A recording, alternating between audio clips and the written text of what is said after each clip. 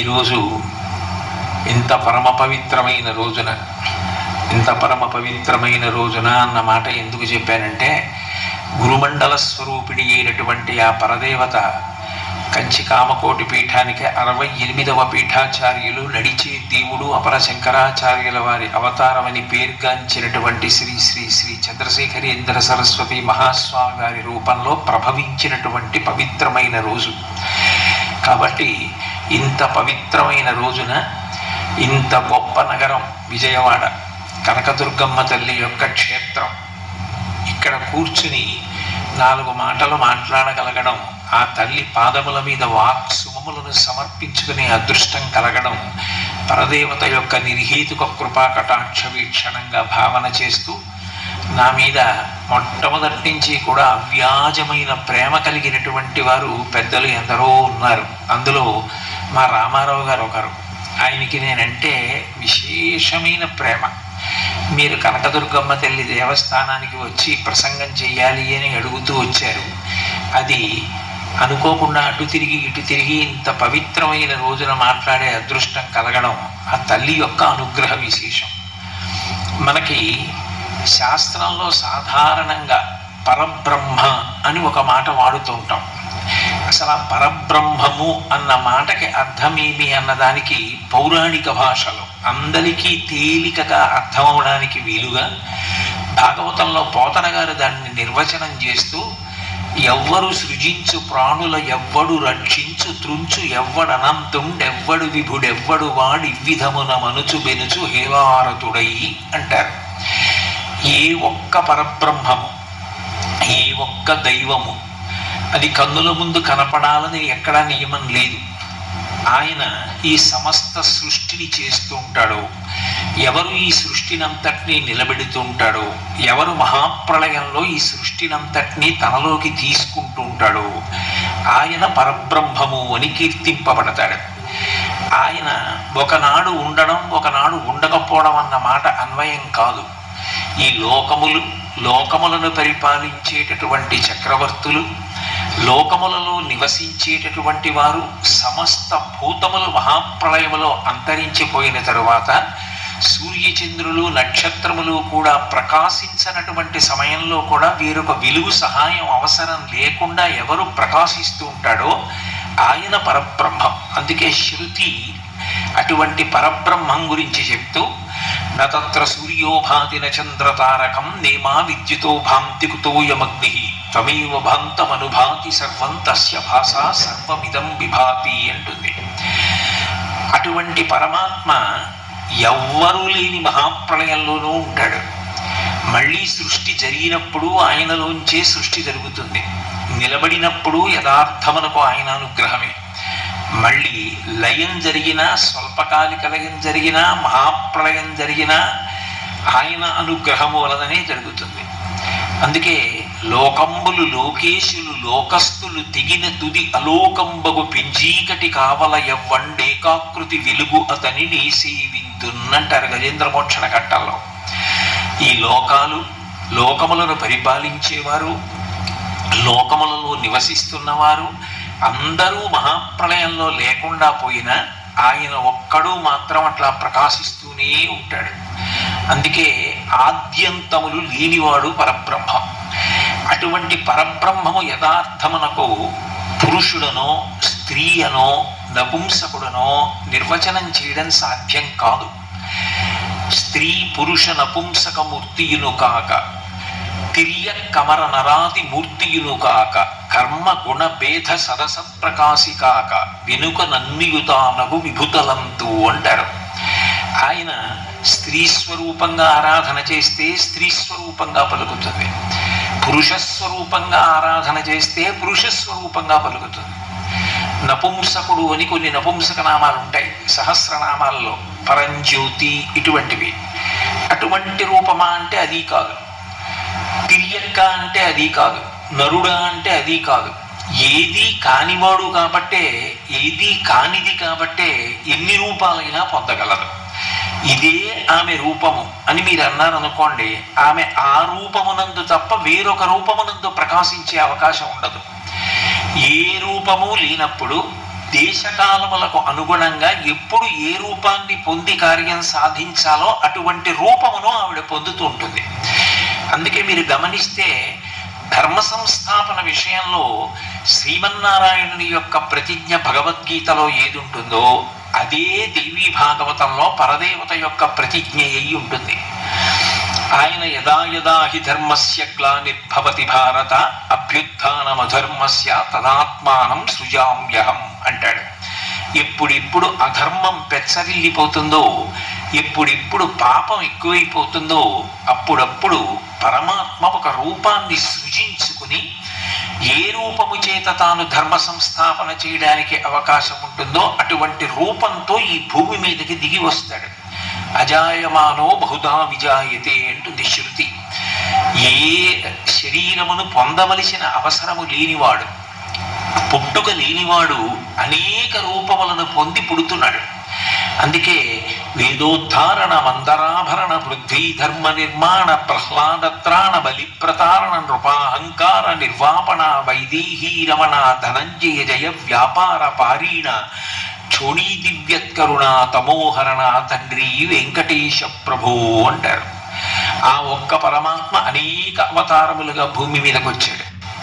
అదే ప్రతిజ్ఞ పరదేవతా స్వరూపంగా అమ్మవారు దేవీ భాగవతంలో చెప్తుంది. యదా యదా హి సాధూనాం దుఃఖం భవతి దానవ తదా తేషాంచ రక్షార్థం దేహం సంధారయామ్యహం అంటుంది. ఎప్పుడెప్పుడు అధర్మం పెరిగిపోతుందో అప్పుడప్పుడు ధర్మాన్ని నిలబెట్టడం కోసం నేను ఒక రూపాన్ని తీసుకుని వస్తున్నాను అంటుంది. అంటే నిజానికి అదే పరబ్రహ్మం స్త్రీ స్వరూపంగానూ ప్రకాశిస్తుంది, అదే పరబ్రహ్మం పురుష స్వరూపంగానూ ప్రకాశిస్తుంది. ఇందులో మీరు చమత్కారం గమనిస్తే అందరూ ఆరాధించి తీరవలసినటువంటి రూపంగా వేదముల చేత ప్రస్తుతి చేయబడినది. తెలిసినా తెలియకపోయినా, పండితుడైనా పామరుడైనా, స్త్రీ పురుష పండిత పామర కుల మత వివక్ష లేకుండా అందరూ ఆశ్రయించేది ఆరాధించేది ఎవరిని అంటే అమ్మ రూపంగా పరదేవతని ఆరాధన చేస్తారు. అసలు యథార్థం చెప్పాలంటే వేదం అంది మాతృదేవో భవ అంది. నువ్వు పరదేవతని ఎక్కడికో వెళ్ళి దర్శనం చేయక్కర్లేదు. అమ్మ పరదేవతతో సమానమైనది కాదు, అమ్మయే పరదేవత. మాతృదేవో భవ. అమ్మ కన్నా పరదేవత ఉండే అవకాశం లేదు. పరదేవతయే అమ్మ రూపంలో భూమి మీద తిరుగుతోంది. జగద్గురువులైనటువంటి శంకర భగవత్పాదులంతటి వారు మాతృకా పంచకం చేస్తూ ఆస్తాం తావదీయం ప్రసూతి సమయే దుర్వారశూల వ్యధ నైరుచ్యం తనుశోషణం మలమయీ శయ్యాచ సంవత్సరి ఏకస్యాపి న గర్భభారణ భరక్లేశస్యేస్య క్షమః దాతుం నిష్కృతి ఉన్నతోపి తనయత్తస్యై జనంజై నమః అన్నారు. అమ్మ రూపంలో పరదేవత ఉంది కాబట్టి ఈ సృష్టి నడుస్తోంది. తన శరీరానికి ఎంత వైక్లభ్యం కలిగినా, ఎంత కష్టం కలిగినా, తాను ఎంత పథ్యం చేయవలసి వచ్చినా, ఎంత వికృతమైన ఆకారము తాను పొందవలసి వచ్చినా 9 నెలలు గర్భాన్ని ధరించి కడుపు గర్భాలయం చేసి అందులో పిండం పెరగడానికి అవకాశం ఇచ్చి మరణ సదృశమైన ప్రసూతి వేదన తాను పొంది బిడ్డని ప్రసవించిన తరువాత ఆమె తన నెత్తురు పాలగా చేసి పట్టి పెంచి పోషిస్తోంది. సంవత్సరం పాటు వాడు ఎప్పుడు మూత్ర విసర్జన చేస్తాడో, ఎప్పుడు మల విసర్జన చేస్తాడో అవసరం లేకుండా వంగి పంచాంగ నమస్కారం చేస్తే చాలు స్త్రీ అని అనడానికి కారణం అమ్మ సాక్షాత్తు పరదేవతా స్వరూపిణి అయి ఉన్నది. సృష్టికర్త, స్థితికర్త, ప్రళయకర్త 3 కలిసి ఒకటిగా నిలబడినప్పుడు జ్యోతిస్వరూపంగా ఏ పరబ్రహ్మం ఉంటుందో అదే స్త్రీ స్వరూపంగా కూడా నిలబడుతుంది. అది సనాతన ధర్మం యొక్క ప్రత్యేకత. అందుకే మీరు చూడండి, అమ్మని ఆరాధించడం అనేది సనాతన ధర్మంలో అత్యంత ప్రధానమైన విషయం. వేదం చదువుకోవడమో, సంస్కారమును పొందడమో, ప్రతిరోజు వేదాధ్యయనం చెయ్యడం, ఇటువంటివి చేసేవాళ్ళు గాయత్రి అన్న పేరుతో అమ్మవారిని ఉపాసన చేస్తారు. ఇంకా బాగా జ్ఞానమును పొందాలి, నిత్యానిత్య వస్తు వివేకం తెలుసుకోవాలి, నాకు ఆ జ్ఞానము చేత మళ్ళీ పుట్టవలసిన అవసరం పోయి పునరావృత్తి రహిత శాశ్వత శివ సాయుధ్య స్థితిని పొందాలనుకున్న వాళ్ళు శారదాస్వరూపాన్ని ఆరాధన చేస్తారు. నాకు లక్ష్మీదేవి యొక్క అనుగ్రహంగా సంపత్తి కావాలన్నవాడు లక్ష్మీ స్వరూపంగా ఆరాధన చేస్తాడు. శక్తి కావాలన్నవాడు పార్వతీదేవిని ఆరాధన చేస్తాడు. ఏమీ తెలియనటువంటి వాడు కూడా పోలేరమ్మ, మరిడమ్మ, తలుపులమ్మ ఇటువంటి పేర్లతో గ్రామ దేవతగా ఆరాధన చేస్తారు.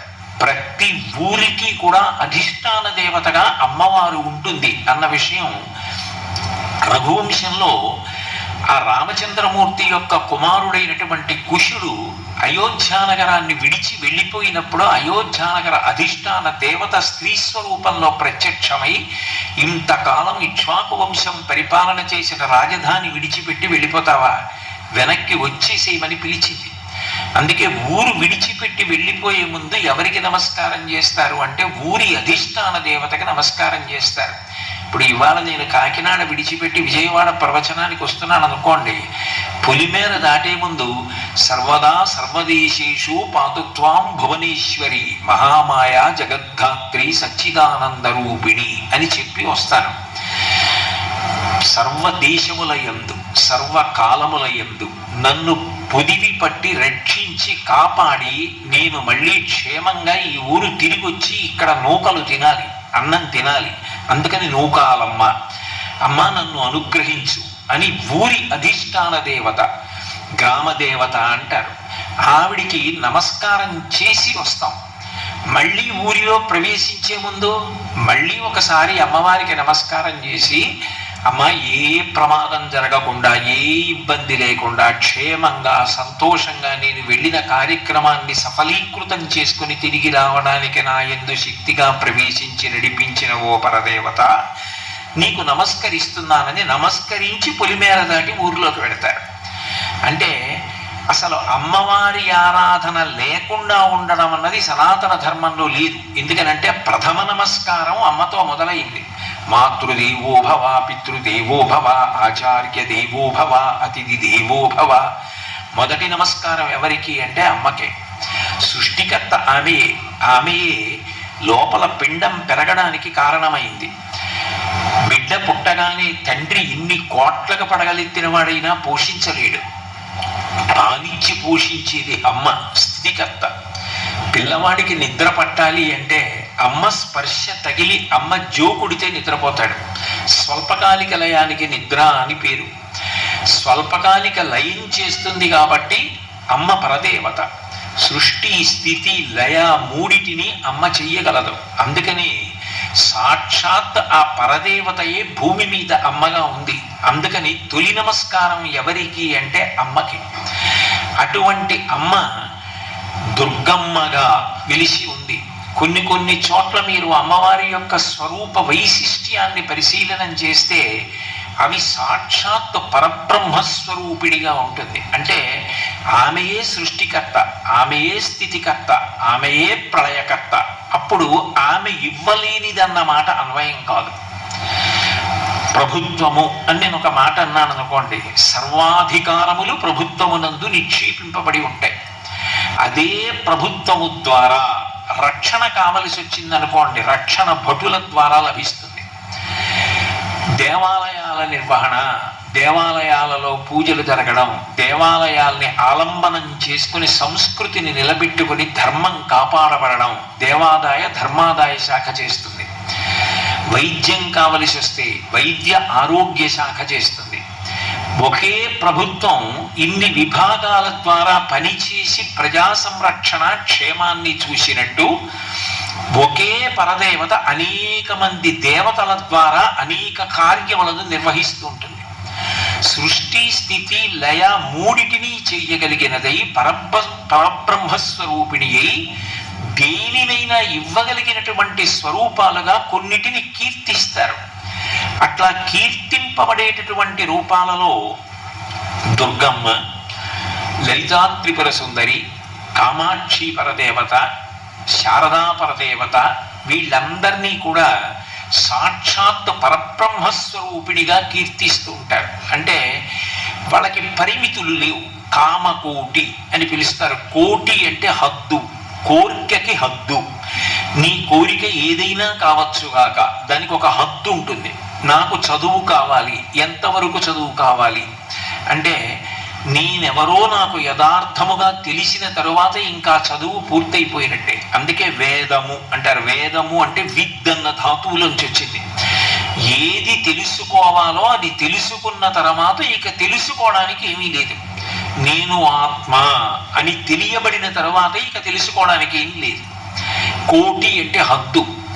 చిట్ట చివర ఎంత వరకు ఇవ్వవచ్చో, ఇక ఇవ్వడానికి ఆ తర్వాత ఏది ఉండని స్థితి ఎక్కడుంటుందో అక్కడ వరకు ఇవ్వగలిగినటువంటి దేవతా స్వరూపాలు వాటిని పరబ్రహ్మస్వరూపిణి అంటారు. అటువంటి రూపాలలో దుర్గమ్మ ఒకతే. అందుకే దుర్గమ్మని కీర్తిస్తూ పోతన గారు భాగవత రచన ప్రారంభంలోనే ఒక మాట అంటారు. అమ్మలగన్నయమ్మ ముగురమ్మల మూలపుటమ్మ చాలా పెద్దమ్మ, సురారులమ్మ కడుపారడి బుచ్చినయమ్మ, తన్నులు నమ్మిన వేల్పుటమ్మల మనంబున ఉండెడియమ్మ దుర్గమాయమ్మ, కృపాబ్ధినిచ్యుత మహత్వ కవిత్వ పటుత్వ సంపదల్ అన్నారు. యథార్థానికి పోతన గారు మహాదార్శనికుడు. పండితుడు అంటే పద్యాలు వచ్చినవాడు అని కాదు. పండాహ అంటే సహజముగా జ్ఞానమును పొందినవాడు. కోట్ల జన్మలలో ఎక్కడో ఈశ్వరోపాసన చెయ్యగా అది ఏదో ఒక జన్మలో పండుతుంది.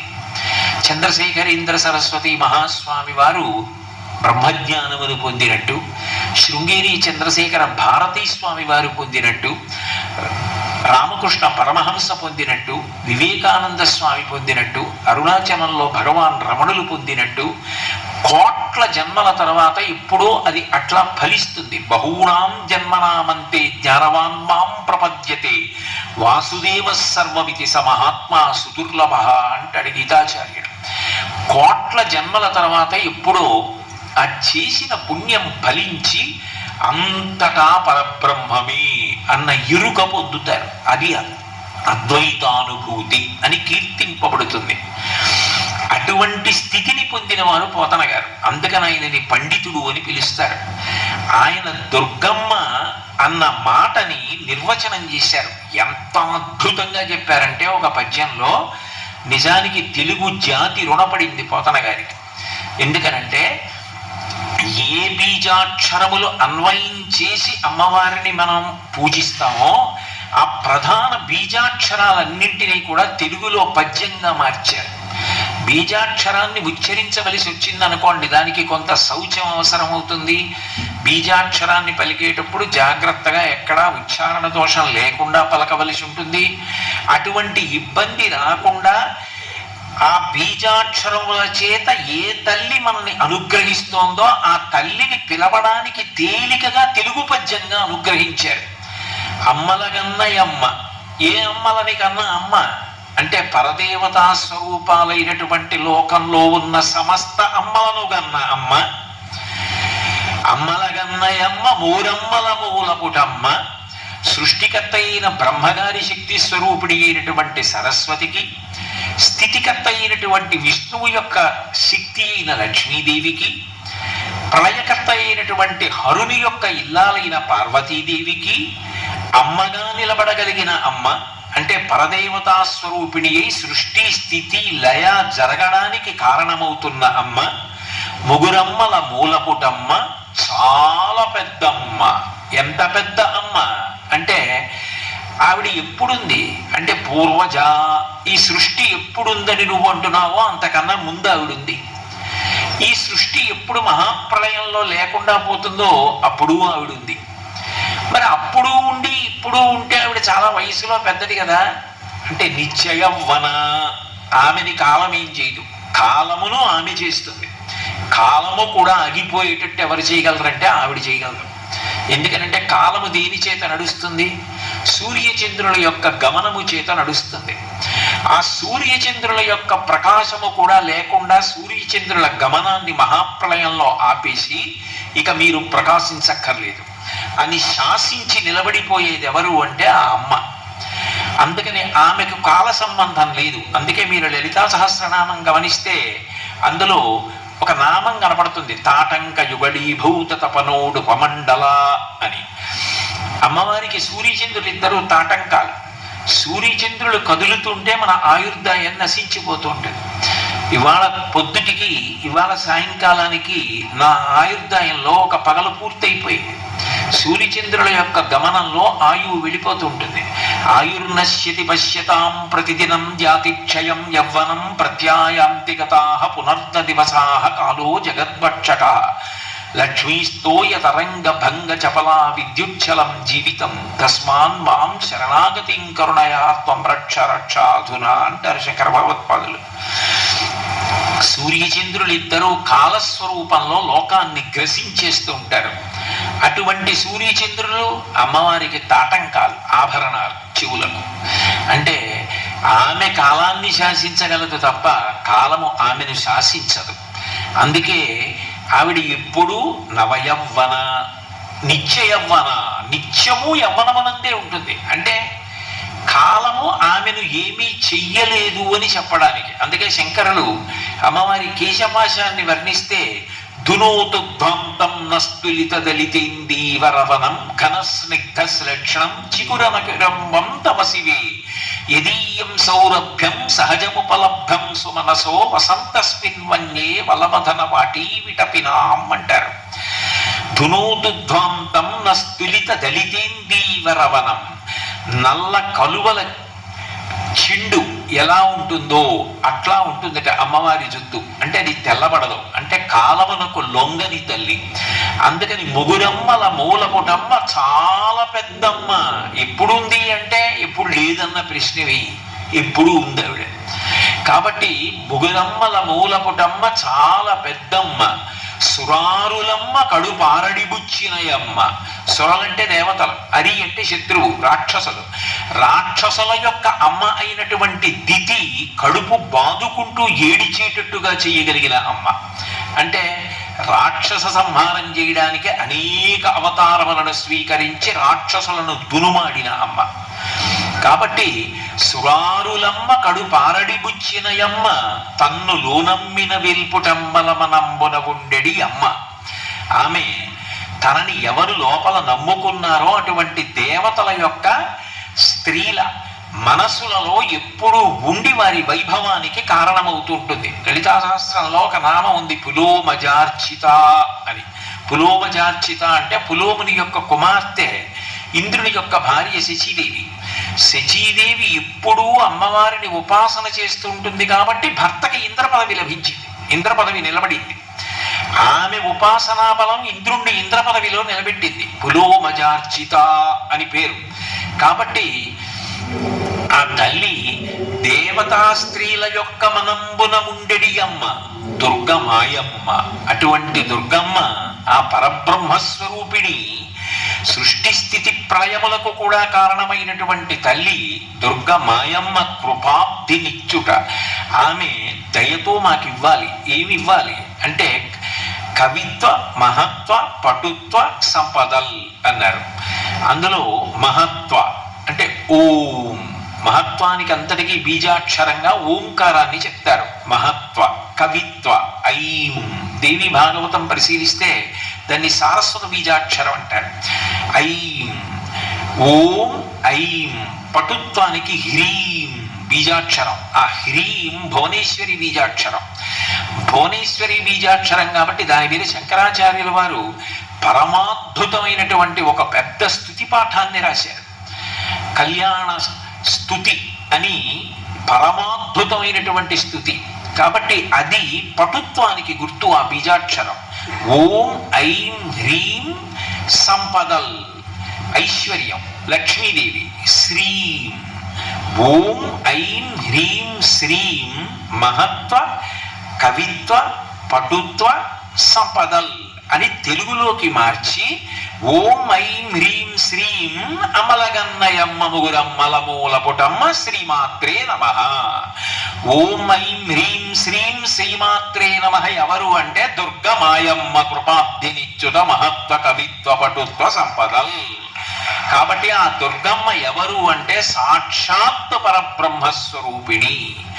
ఏమిటి ఆవిడికి ఉన్న లక్షణం అంటే, ధార్మికుడైన వారెవరుంటాడో, ధర్మము కోసం ఎవడు తాపత్రయపడుతుంటాడో, ధర్మం కోసం ఏ భోగాన్నైనా నేను పరిత్యజిస్తాను, అధార్మికమైన భోగం నాకు అక్కర్లేదు, నాకు ధార్మికమైన సుఖం కావాలి అని ఎవడు కోరుకుంటాడో అటువంటి వాడికి ఆ తల్లి ఏదైనా ఇవ్వడానికి కారణం ఏమై ఉంటుంది అంటే ఆయన చేసిన ఒక్క నమస్కారం. ఆయన ఎంత పూజ చేశాడన్న దాంతో సంబంధం లేదు. సకృన్నత్వానత్వా కథమివ సతాం సన్నిధదతే అన్నారు శంకరులు సౌందర్యలహరిలో. సకృన్నత్వానత్వా, ఒక్కసారి ఆయన నమస్కారం చేస్తే చాలట అమ్మవారు కటాక్షించేస్తుంది, కురిపించేస్తుంది. ఎందుకు కురిపిస్తుంది అంటే ఆమెకి ధర్మం అంటే అంత ఇష్టం. ఆమె అవతారములన్నీ ధర్మం కోసం. ధార్మికుడైన వాడెవరున్నాడో ఆయన ఒక సంకల్పం చేశాడనుకోండి, అది అవ్వాలని కోరుకుంటుంది. అందుకే పెద్దలు ఒక మాట చెప్తారు, యోగి సత్యమును మాట్లాడటం కాదు, యోగి మాట్లాడినది సత్యమయ్యేటట్టు అమ్మవారు చేస్తుంది. మీరు అందుకే కొందరి జీవితాలని పరిశీలిస్తే కొన్ని ఆశ్చర్యకరమైన విషయాలు కనపడతాయి. తులసీదాస్ గారి దగ్గరికి ఎవరో ఒక ఆవిడ పరిగెత్తుకొచ్చింది. ఆయన మంచి ధ్యాననిష్టలో ఉన్నారు, రామచంద్రమూర్తి యొక్క గుణములను మనసులో తలుచుకుని కీర్తిస్తున్నారు. వచ్చి ఏడుస్తూ ఆయన కాళ్ళ మీద పడింది. ఆయన బహిర్ముఖుడై తటాలున దీర్ఘసుమంగళీ భవ అన్నారు. ఆమె లేచింది, నా భర్త ఇప్పుడే మరణించారు, మిమ్మల్ని చూసి పరిగెత్తుకొచ్చి ఆర్తితో నమస్కరించాను, నన్ను దీర్ఘసుమంగళీ భవ అని ఆశీర్వదించారండి. ఆయన అన్నారు, నా మాట పోవడానికి వీల్లేదు, ఎందుకనంటే అది నా మాట కాదు కాబట్టి. నేను శ్రీరామ ధ్యానంలో ఉండగా నువ్వు వస్తే నా నోటి వెంట అప్రయత్నంగా వచ్చింది కాబట్టి అది రాముడు పలికించిన మాట. నీ భర్త చెవిలోకి వెళ్ళి ఆరామనామమే చెప్పు, భక్తితో బ్రతుకుతాడన్నారు. ఆమె వెళ్ళి అదే నమ్మకంతో చెప్పింది రామనామం. వెంటనే ఆయన లేచి కూర్చున్నాడు. అంటే ఆ భక్తి ఎక్కడుందో ఆ యోగి నోటి వెంట వచ్చిన మాట సత్యమయ్యేటట్టు అమ్మవారు చేస్తుంది. అంతేగాని సత్యమును ఆయన పలికాడు కాదు, ఆయన ఏది అన్నాడో అది సత్యమవుతుంది. కారణం పతంజలి యోగశాస్త్ర భాష్యంలో అంటాడు, అనీన యుజ్యతే ఇది యోగ అంటాడు.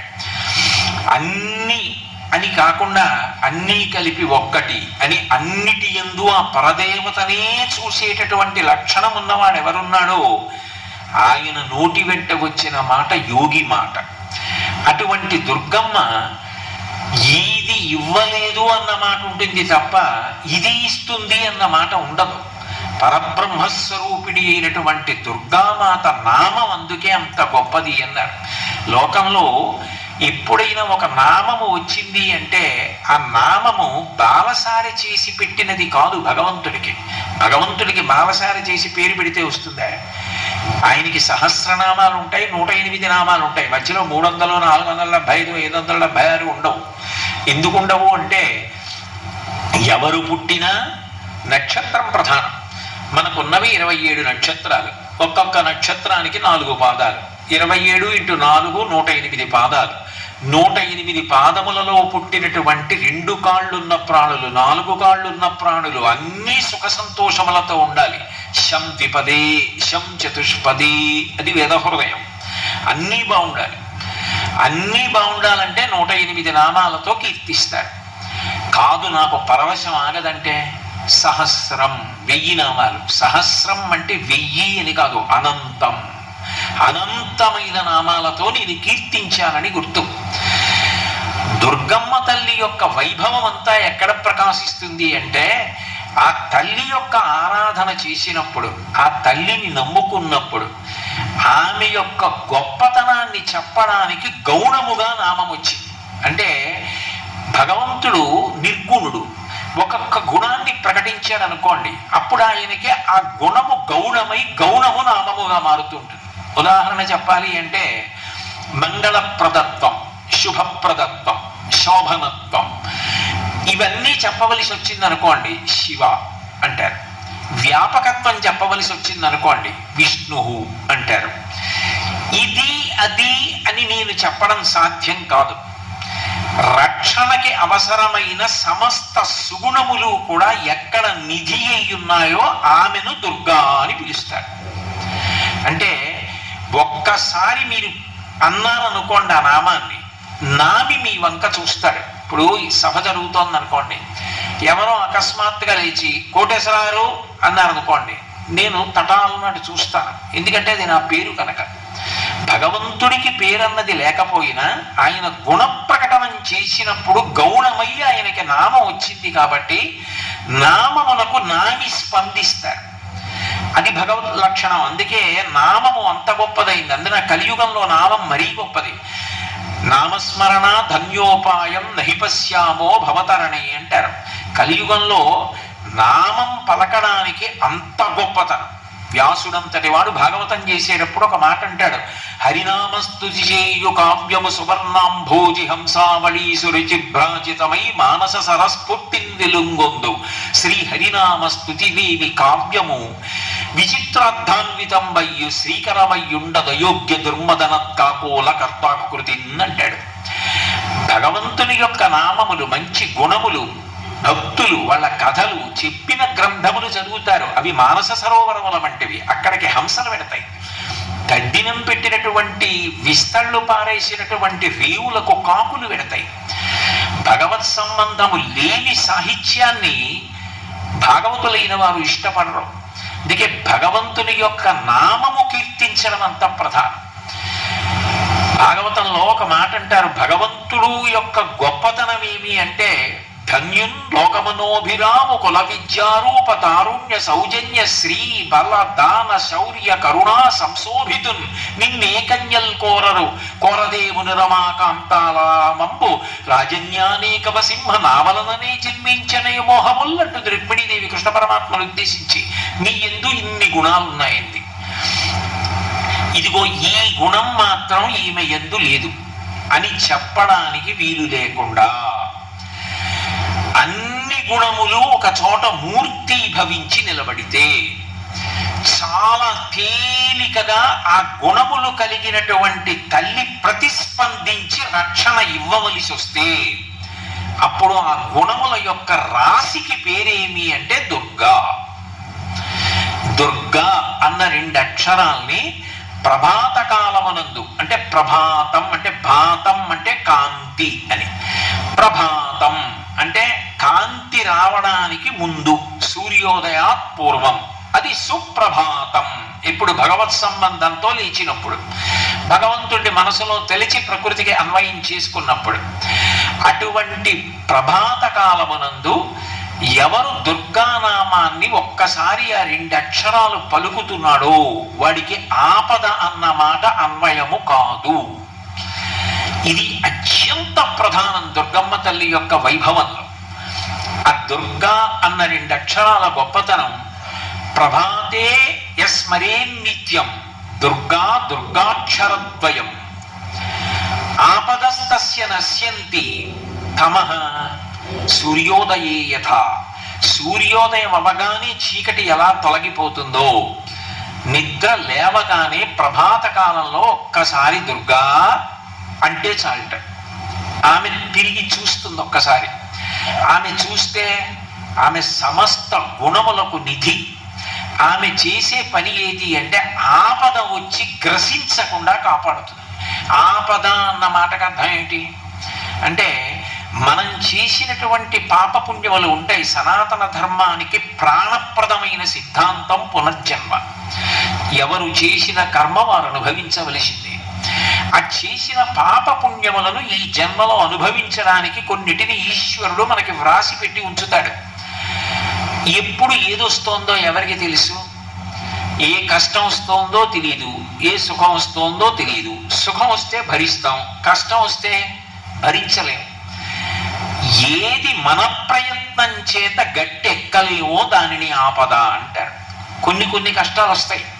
ఆ కష్టాలు యథార్థానికి మన యొక్క ప్రయత్నంతో గట్టెక్కిచ్చు. అంటే అవి కొంత కష్టపెట్టి తొలగిపోతాయి. ఉదాహరణకి ఏదో అనారోగ్యం వచ్చింది అనుకోండి, జ్వరం వచ్చింది, కొంత ద్రవ్యం పోయింది, ద్రవ్యం ఖర్చు పెట్టాడు, కొన్నాళ్ళు అన్నం తినడానికి అవకాశం లేదు, మంచాన పడుకున్నాడు, నిత్యకృత్యాలు చేయలేకపోయాడు, కొంత సుఖాన్ని పోగొట్టుకున్నాడు, దుఃఖం అనుభవించాడు. ఎవరు చేసిన కర్మ వారు అనుభవించవలసింది. ఆ చేసిన పాప పుణ్యములను ఈ జన్మలో అనుభవించడానికి కొన్నిటిని ఈశ్వరుడు మనకి వ్రాసి పెట్టి ఉంచుతాడు. ఎప్పుడు ఏదొస్తోందో ఎవరికి తెలుసు? ఏ కష్టం వస్తోందో తెలియదు, ఏ సుఖం వస్తోందో తెలియదు. సుఖం వస్తే భరిస్తాం, కష్టం వస్తే భరించలేం. ఏది మన ప్రయత్నం చేత గట్టెక్కలేమో దానిని ఆపద అంటారు. కొన్ని కష్టాలు వస్తాయి. ఆ కష్టాలు యథార్థానికి మన యొక్క ప్రయత్నంతో గట్టెక్కించు. అంటే అవి కొంత కష్టపెట్టి తొలగిపోతాయి. ఉదాహరణకి ఏదో అనారోగ్యం వచ్చింది అనుకోండి, జ్వరం వచ్చింది, కొంత ద్రవ్యం పోయింది, ద్రవ్యం ఖర్చు పెట్టాడు, కొన్నాళ్ళు అన్నం తినడానికి అవకాశం లేదు, మంచాన పడుకున్నాడు, నిత్యకృత్యాలు చేయలేకపోయాడు, కొంత సుఖాన్ని పోగొట్టుకున్నాడు, దుఃఖం అనుభవించాడు, జ్వరం తగ్గిపోయింది. ఆపద అట్లా కాదు. ఆపద ఏ కారణము చేత, మీ ప్రయత్నము చేత మీరు తొలగించుకోలేకపోతే ఆపద అంటారు. ఈ ఆపద అన్న లక్షణానికి తేలిక ఉదాహరణ, నేను తరచుగా ప్రస్తావించేటటువంటి ఉదాహరణ ఒక్కటే. తేలికగా అర్థం అవడానికి చెప్పేది, నా జీవితంలో నేను ప్రత్యక్షంగా ఒకసారి అనుభవించినది చెప్తున్నాను. ఒకసారి నేను సామర్లకోటలో పనిచేసే రోజుల్లో చీకట్లో, అప్పుడు ద్విచక్ర వాహనం మీద ఇంటికి వెళ్ళిపోతున్నాను. రాత్రి 9 గంటలు అవుతోంది, బాగా ఆలస్యం అయిపోయింది. కార్యాలయంలో పని ఒత్తిడి చేత ఇంటికి వెళ్ళిపోతున్నాను. పుంత మార్గంలో వెళ్ళేవాళ్ళం. అప్పుడు పెద్ద నల్లత్రాచు ఒకటి అక్కడ తిరుగుతూ ఉండేదని చెప్పేవారు. ఆ రోజున వర్షం పడింది, యువతల వైపు నీళ్లు నిలబడ్డాయి. బహుశా కప్పని పట్టుకోవడం కోసంలా ఉంది. తోక చాలా భాగం అటుంది, తల భాగం ఇటుంది, నీళ్ల వైపుకి పెట్టుకుని పడుకునుంది. దగ్గరకు వచ్చేసిన తర్వాత చూశాను నేను. అకస్మాత్తుగా ఆపేశాను. దాన్ని తొక్కడం ఇష్టం లేకో మరి ఏమో, నాకు ఆలోచన లేదో ఆపేశాను. కానీ ఒక కాలు నేల మీద ఉంది, ఒక కాలు ద్విచక్ర వాహనం మీద ఉంది. వెలుగుతోంది దీపం, స్ఫుటంగా కనపడుతోంది పాము. అది వెనక్కి వచ్చింది, వచ్చి పడగెత్తింది. ఎత్తితే అక్కడే కింద కాలు ఉంది, అంత ఎత్తింది. ముందు చక్రం ఎత్తుంటుందో అంతకన్నా ఎత్తు వరకు పడగెత్తింది. స్పష్టంగా దాని కృష్ణపాదాలు మెరిసిపోతూ నాలుకలు కళ్ళు కనపడుతున్నాయి. అది కొడితే నా ఎడం చేతిని కొట్టచ్చు, నా ఎడం పాదాన్ని కొట్టచ్చు. అదొకసారి పైకి కిందకి చూసి తల దింపి వెనక్కి వెళ్ళిపోయింది. అది ఏమీ చేయలేదు. అది ఎందుకు చేయలేదంటే దానికి ఏం కారణం చెప్పాలి? అప్పుడు తప్పించుకోవడానికి నేను కేంద్ర ప్రభుత్వంలో పనిచేస్తున్నానని నా గుర్తింపు పత్రం చూపిస్తే వదిలిపెడుతుందా? నాకు 2 పిల్లలు ఉన్నారమ్మా, చదువుకుంటున్నారంటే వదులుతుందా? నా భార్య ఉందమ్మా, దాని పసుపు కుంకాలు నా మీద ఆధారపడ్డాయంటే వదిలిపెడుతుందా? కాదు. అప్పుడు నువ్వు కరవకు అని శాసించగలిగిన వాడు నేను నమ్మినవాడు. అది అప్పుడు తలదించి వెళ్ళిపోవాలి తప్ప వేరొక ఏ కారణానికి మీరు తప్పించుకోలేరు. దానిని ఆపద అని పిలుస్తారు శాస్త్రంలో. దీన్ని అద్భుతంగా వర్ణిస్తాడు భీష్ముడు. భాగవతంలో ప్రథమ స్కంధంలోనే అంపశయ్య మీద పడుకుని ఉన్నాడు. పరిగెత్తుకొచ్చి చెప్పారు, రాత్రికి రాత్రి అశ్వత్థామ ఉపపాండవులందరినీ చంపేశాడు, దృష్టజ్యుమ్నుడిని చంపేశాడు, ఏనుగుల్ని గుర్రాల్ని అన్నింటినీ చంపేశాడు, ఇంత స్వైర విహారం చేసేశాడు.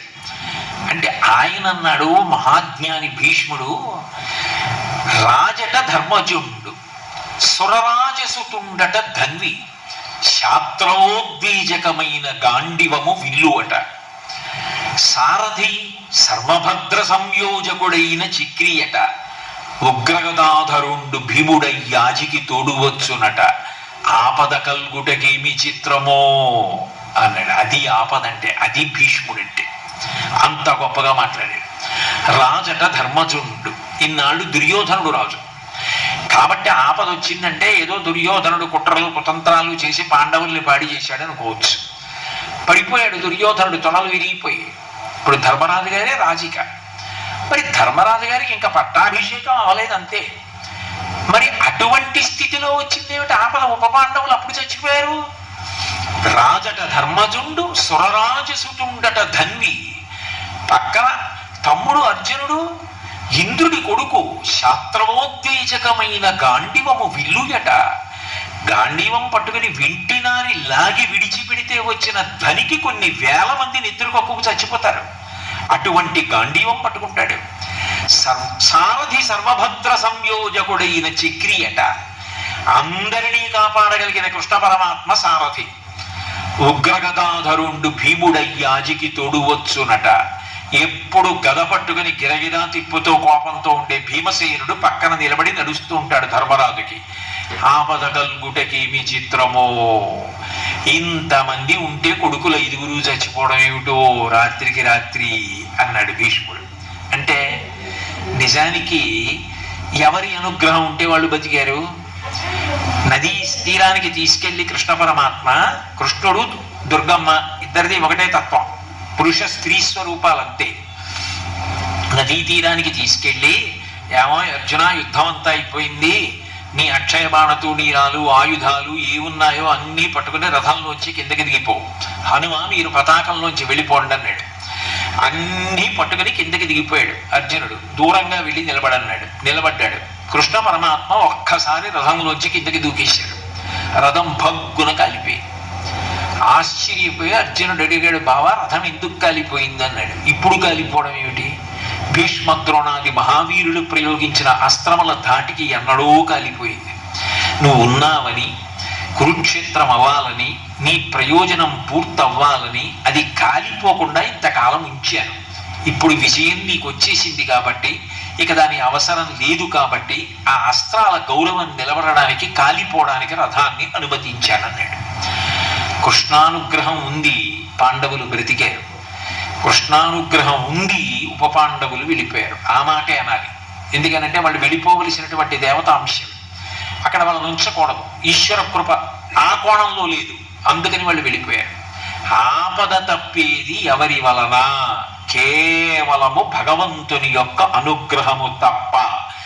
నాకు అది ఉంది ఇది ఉంది అంటే అవన్నీ ఆపద తప్పించుకోవడానికి పనికొచ్చేవి కావు. ఆపదామపహర్తారం దాతారం సర్వసంపదాం లోకాభిరామం శ్రీరామం భూయో భూయో నమామ్యహం. అమ్మవారి గొప్పతనం ఎక్కడుంటుందంటే దుర్గమ్మది నమ శివాభ్యాం అశుభాపహాభ్యాం. అప్పటికి ఏదో కొంచెం కష్టంగా ఉన్నట్టుంటుంది, నిజానికి ఏదో పెద్ద కష్టం రాకుండా ఉండడానికి చిన్న కష్టం పెట్టి తప్పించేస్తుంది. పాము కరవలసినటువంటి వాడికి ఏ దోమో కరుస్తుంది. అంటే చిన్న కష్టాన్ని మాత్రమే పెట్టి పెద్ద కష్టమునకు గురి కాకుండా పక్కకి తప్పించి కాపాడుకుంటుంది. అది అమ్మవారి లక్షణం. ఆపద గడువం బెట్టను ఓపి శుభంబైన దాని నడగూడ్పను అంటాడు మహాభారతంలో. ఆపదని దాటించగలిగినది ఎవరు అంటే దుర్గమ్మ. అందుకే మనకేం తెలుసు ఏ రోజు ఏ క్షణంలో ఏ గంటలో ఏ నిమిషంలో ఏ ఆపద వస్తుందో మనకి తెలిసి ఆ కాలస్వరూపం. దేవి భాగవతంలో వ్యాసుడు అంటాడు, కాలోహి బలవాన్ కర్త సతతం సుఖదుఃఖయో నరాణం పరతంత్రాణం పుణ్య పాపానుయోగత అంటాడు. చేసిన పాపం తెలియదు, చేసిన పుణ్యం తెలియదు, ఎప్పుడు ఏ ఆపద వస్తుందో తెలియదు, ఎప్పుడు నేల మీద పడిపోవాలో తెలియదు. కానీ ఆపద దగ్గరికి వచ్చేస్తుంటే తటాలున వీపు మీద తట్టి లేపి ఆపద రాకుండా కాపాడేటటువంటి తల్లి బుద్ధి ప్రచోదనం చేసి రక్షించేస్తుంది. అలా చెయ్యగలిగినది ఎవరో ఆమె దుర్గమ్మ. ఆమె ఒక రూపాన్ని ధరించి ఎదురుగుండా నిలబడితే అది ఆమె యథార్థ స్వరూపం కాదు. ఆమె ఒక రూపాన్ని తీసుకుని అలా నిలబడింది. ఒక పెద్ద ముత్తైదువగా అమ్మా అని పిలవగానే పలకడానికి నిలబడింది. అటువంటి దుర్గమ్మ యొక్క 2 అక్షరాలు పలకడం అంత గొప్ప విశేషం. అయితే ఆపద పోవడానికే కాదు సుమా, దుర్గా సప్తశతి అని మార్కండేయ మహర్షి ఇచ్చారు. అద్భుతమైనటువంటి శ్లోకములతో కూడుకున్నది. కానీ ఉపదేశం అవసరం. శ్లోకములే అయినా అవన్నీ మంత్రములే అని. అందుకే ఆ శ్లోకములకే స్వాహాకారంతో చేస్తే చండీ హోమం అయిపోతుంది, పారాయణ చేస్తే తీర్థం తీసుకుంటారు. సప్తశతి అంత గొప్పది. అసలు లోకంలో ఒక మాట చెప్తారు, పురుషార్థములు 4 కలు, ధర్మ అర్థ కామ మోక్ష. ఈ 4టిని చెప్పడానికి 700 శ్లోకాలతోనే ఇచ్చారు అంటారు. ధర్మం చెప్పవలసి వచ్చింది అనుకోండి, 700 శ్లోకాలతో అనుధర్మశాస్త్రం. అర్థము చాణక్యుడి యొక్క కౌటిల్యం అర్థశాస్త్రం 700 శ్లోకాలు. కామము చెప్పవలసి వచ్చిందనుకోండి, వాత్సాయన కామసూత్రాలు 700 శ్లోకాలు. మోక్షం భగవద్గీత 700 శ్లోకాలు. ఇందులో ధర్మ అర్థ, మీకు అర్థము అంటే ఏ రకమైనటువంటి రక్షణ కావలసి వచ్చినా కేవలము అర్థశాస్త్రముగా పరిపాలన కొరకు చదవడం కాదు. అర్థము అంటే సమస్త భోగ సంచయము అని గుర్తు. యోగక్షేమములు అంటారు. యోగము రావాలి, క్షేమం ఉండాలి. యోగం అంటే కొత్తది కలిసి వస్తూ ఉండాలి. పుట్టినవాడు ఒకటిగా ఉండిపోకూడదు. ధర్మపత్ని రావాలి, కొడుకు పుట్టాలి, కూతురు పుట్టాలి. కొడుకు వలన కోడలు రావాలి, తన కూతురు వేరొకరికి కోడలు కావాలి. వియ్యాలవారు రావాలి, మనవలు రావాలి, వాహనములు రావాలి, ఇల్లు ఉండాలి, తాను వృద్ధిలోకి రావాలి, జ్ఞానమును పొందాలి, చిట్ట చివర తనెవరో తాను తెలుసుకోవాలి. ఇదంతా యోగము. ఉన్నది ఉండాలి, పోకూడదు, క్షేమము. ఇదే అర్థం. భోగ సంచయం ఏది ఉన్నదో అదంతా నిలబడి యోగక్షేమములతో ఉండడానికి అర్థమని పిలుస్తారు. దానికి దుర్గా సప్తశతి 700 శ్లోకాలు. అందుకే మీకు లోకంలో ఎప్పుడైనా 2 మాటలు వినపడుతుంటాయి.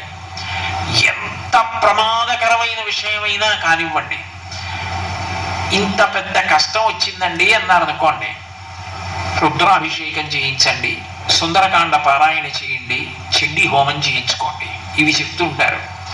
చండీ హోమం అంత శక్తివంతం అవడానికి కారణం, అంత రక్షణ కలిగి ఉండడానికి కారణం దుర్గమ్మ తల్లి యొక్క వైభవం దాని ఎందు ప్రకటనమైంది. అందుకే దాని పేరే దుర్గా సప్తశతి. దుర్గా పేరు కాదు, దుర్గా అంటే ఏ శక్తుల యొక్క కూడిక కలిగితే దుర్గ అయిందో చెప్తుంది. దుర్గా అన్న మాటలో దకారము, ఉకారము, రకారము, గకారము, అకారము కలిస్తే దుర్గా. ద అంటే దైత్యనాశనం. అట్లాగే ఉకారము విఘ్నమును పోగొడుతుంది. విఘ్నం అంటే కార్యహంతి, ఇంకా పని జరగకుండా పోతుంది. అట్లా జరగకుండా పోయేటట్టు చెయ్యగలిగిన, విఘ్నమును తొలగించగలిగినటువంటిది ఆ దుర్గాలో ఉకారం. రకారము రోగనాశనం, గకారము పాపనాశనం, అకారము శత్రునాశనం. శత్రునాశనం అంటే నేను ఎవరి మీదో శత్రుత్వం పెట్టుకుని వాళ్ళు నశించిపోవాలని కోరకూడదు. శత్రునాశనం అంటే ఇతరులకు నా యందు శత్రుబుద్ధి ఉండకూడదు. ఆయన మాకు శత్రువు అన్న భావన వారికి లేకుండుగాక, మేము సోదరుల వలె జీవించదముగాక. పోవలసిన శత్రువులు ఎవరు? అంతఃశత్రువులు. కామక్రోధశ్చ లోభశ్చ దేహే తిష్టంతి తస్కరాః జ్ఞానరత్నాపహారాయ తస్మాత్ జాగ్రత్త జాగ్రత్త అంటారు శంకరులు. దుర్గుణములు ఏ ఉన్నాయో అవి శత్రువులు, అవి పోవాలి. ఈ 5టిని ఇవ్వగలిగినటువంటి తల్లి, జన్మ పండేటట్టు చెయ్యగలిగిన తల్లి ఎవరో ఆమె దుర్గా. అందుకే సప్తశతి ఒక మాట అంటుంది. నేను ఇందాక అక్కడ అమ్మవారి ముందు నిలబడి ఉన్నప్పుడు వేద విద్వాంసులు ఆ శ్లోకం అంటుంటే నేను అనుకున్నాను, ఇవాళ నా ప్రవచనంలో దీన్ని శుక్రవారం తప్పకుండా అన్వయం చేయాలి అని అనుకున్నాను.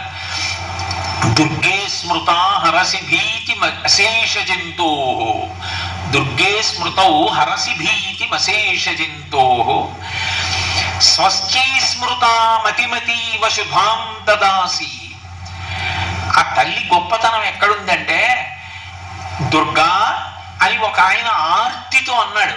ఆయన ఏదో బెంగతో ఉన్నాడు, ఏదో భయంతో ఉన్నాడు, ఏదో బాధతో ఉన్నాడు. దుర్గే స్మృతౌ హరసి భీతిమశేష జంతో, ఎవరో ఒకరికి కాదుట, అశేష ఎన్ని కోటాను కోట్ల మంది అయినా కానివ్వండి, నమ్మి దుర్గా అమ్మా అన్నాడు అనుకోండి, అలా అన్నటువంటి వాళ్ళు ఎన్ని కోటాను కోట్ల మంది అయినా సరే వాళ్ళ యొక్క భీతిని, భయాన్ని ఆమె తీసేస్తుందిట. దుర్గే స్మృతౌ హరసి భీతి మశేష జంతో, స్వస్యై స్మృత మతిమతీవ శుభాం దదాసి. ఆయనకేం కష్టం లేదు, ఆయన సుఖంగా ఉన్నాడు, హాయిగా ఉన్నాడు. ఆయన అమ్మని తెలుసుకోకుండా ఉండడు. అందుకని ప్రతిరోజు అవకాశం ఉన్నప్పుడల్లా అమ్మా దుర్గా దుర్గా దుర్గా అంటూ ఉంటాడు. అప్పుడు ఏం చేస్తుందంటే మంచి బుద్ధినిస్తుంది. ఇవ్వడమే కాదు, ఆయన కీర్తివంతుడు కావడానికి ఆయన యందు అట్లా ఆలోచన దొంతరలుగా ఎన్నో మంచి శుభ సంకల్పములు చేయించి వాటిని కార్యములుగా మార్చగలిగిన దక్షతనిచ్చి ఇన్ని చేసిన వాడన్న కీర్తిని కట్టబెట్టి యశస్విని అవుతుంది. అందుకని స్వశ్చై స్మృతా మతిమతీవ శుభాం దదాసి.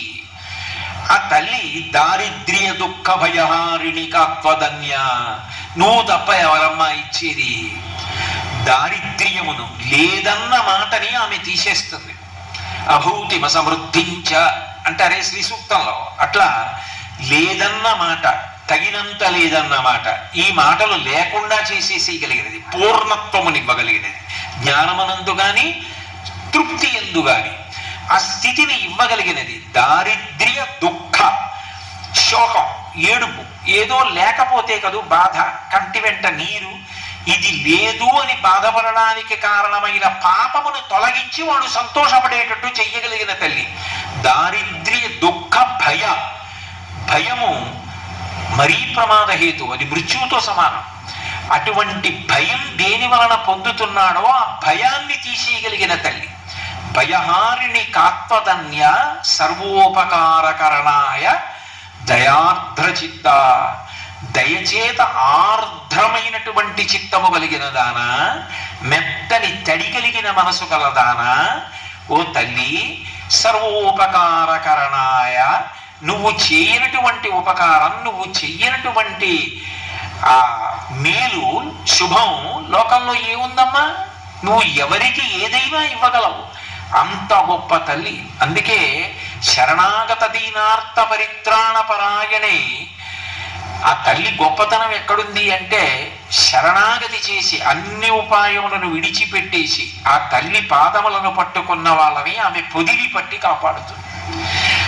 అందుకని సర్వార్తి శమనాయ, అన్ని ఆర్తులను తొలగించగలిగినటువంటి తల్లి ఆ తల్లి. అటువంటి దుర్గమ్మ పరబ్రహ్మస్వరూపిణి. ఆ పరబ్రహ్మస్వరూపిణి అయినటువంటి తల్లి కూర్చున్న, నిలబడిన, బట్ట కట్టిన, ఆయుధాలు పట్టిన, నడిచిన, ఏది చేసినా దాని ఎందు తత్వ ప్రతిపాదనం ఉంటుంది. ఏమీ తెలియకపోయినా అమ్మా అని భక్తితో అమ్మవారిని పట్టుకున్నాడు అనుకోండి, ఏ తల్లి మనసు ఇచ్చిందో ఆ మనసు అమ్మవారి దగ్గర పెట్టేశాడని గుర్తు. భక్తి అంటే ఏమిటి? ప్రేమతో ఉండడం. అమ్మని మనసుతో పట్టుకున్నాడు అనుకోండి, ఆ మనసులో వచ్చిన ఆలోచనల వల్లనే కదా పాపాలు చేస్తాడు. నమస్కారం ఇలా ఎందుకు పెడతాం అంటే, అమ్మ ఇందులో ఎన్ని రాకూడని ఆలోచనలు వచ్చాయో, వచ్చినవన్నీ ఈ చేతులతో చేశాడు, ఈ పాపాలు తీసేయమని అడగడానికి నమస్కారం చేస్తాడు. అప్పుడు ఆ తల్లి ఏం చేయగలదు అంటే, ఆ తల్లి ఇంకా అటువంటి ఆలోచనలు తలలో పుట్టకుండా చెయ్యగలిగిన తల్లి, మంచి ఆలోచనలు తలలో పుట్టేటట్టు చెయ్యగలిగినటువంటి తల్లి. అటువంటి దుర్గమ్మ ఏ రూపంతో ఉండనివ్వండి, ఎట్లా కూర్చోనివ్వండి, ఏ పేరు చేత ప్రతిపాదింపబడనివ్వండి, పరబ్రహ్మస్వరూపిణిగా తత్వము అత్యంత ప్రధానమై ఉంటుంది. అందుకే మీరు ఒక విషయాన్ని జాగ్రత్తగా గమనిస్తే, ఒక పేరుతో ఉపాసన చేసిన వారికి ఒక రూపంతో అమ్మవారు కనపడింది జ్ఞానం ఇచ్చినప్పుడు. మీరు కాళిదాస మహాకవిని పరిశీలిస్తే ఆయన నవరత్నమాలిక అని చేశాడు. అందులో మాతంగి స్వరూపాన్ని వర్ణించాడు. మాతంగి మధుర మీనాక్షి స్వరూపం అంటారు పెద్దలు. తత్వత తంత్రస్వరూపంలో ఆమె మధుర మీనాక్షి అని. అందుకే సంగీత పరంగా ఉంటుంది ఆవిడంతా కూడా. సరిగమ పద నిరతాం అని ఆ తల్లి వీణా సంక్రాంతకాంత హస్తాంతాం శాంతాం మృదుల స్వాంతాం కుచభరతాం నమామి శివకాంతాం అని వీణ పట్టుకుని సంగీతం వాయిస్తూ ఉంటుంది. మాతంగి స్వరూపం.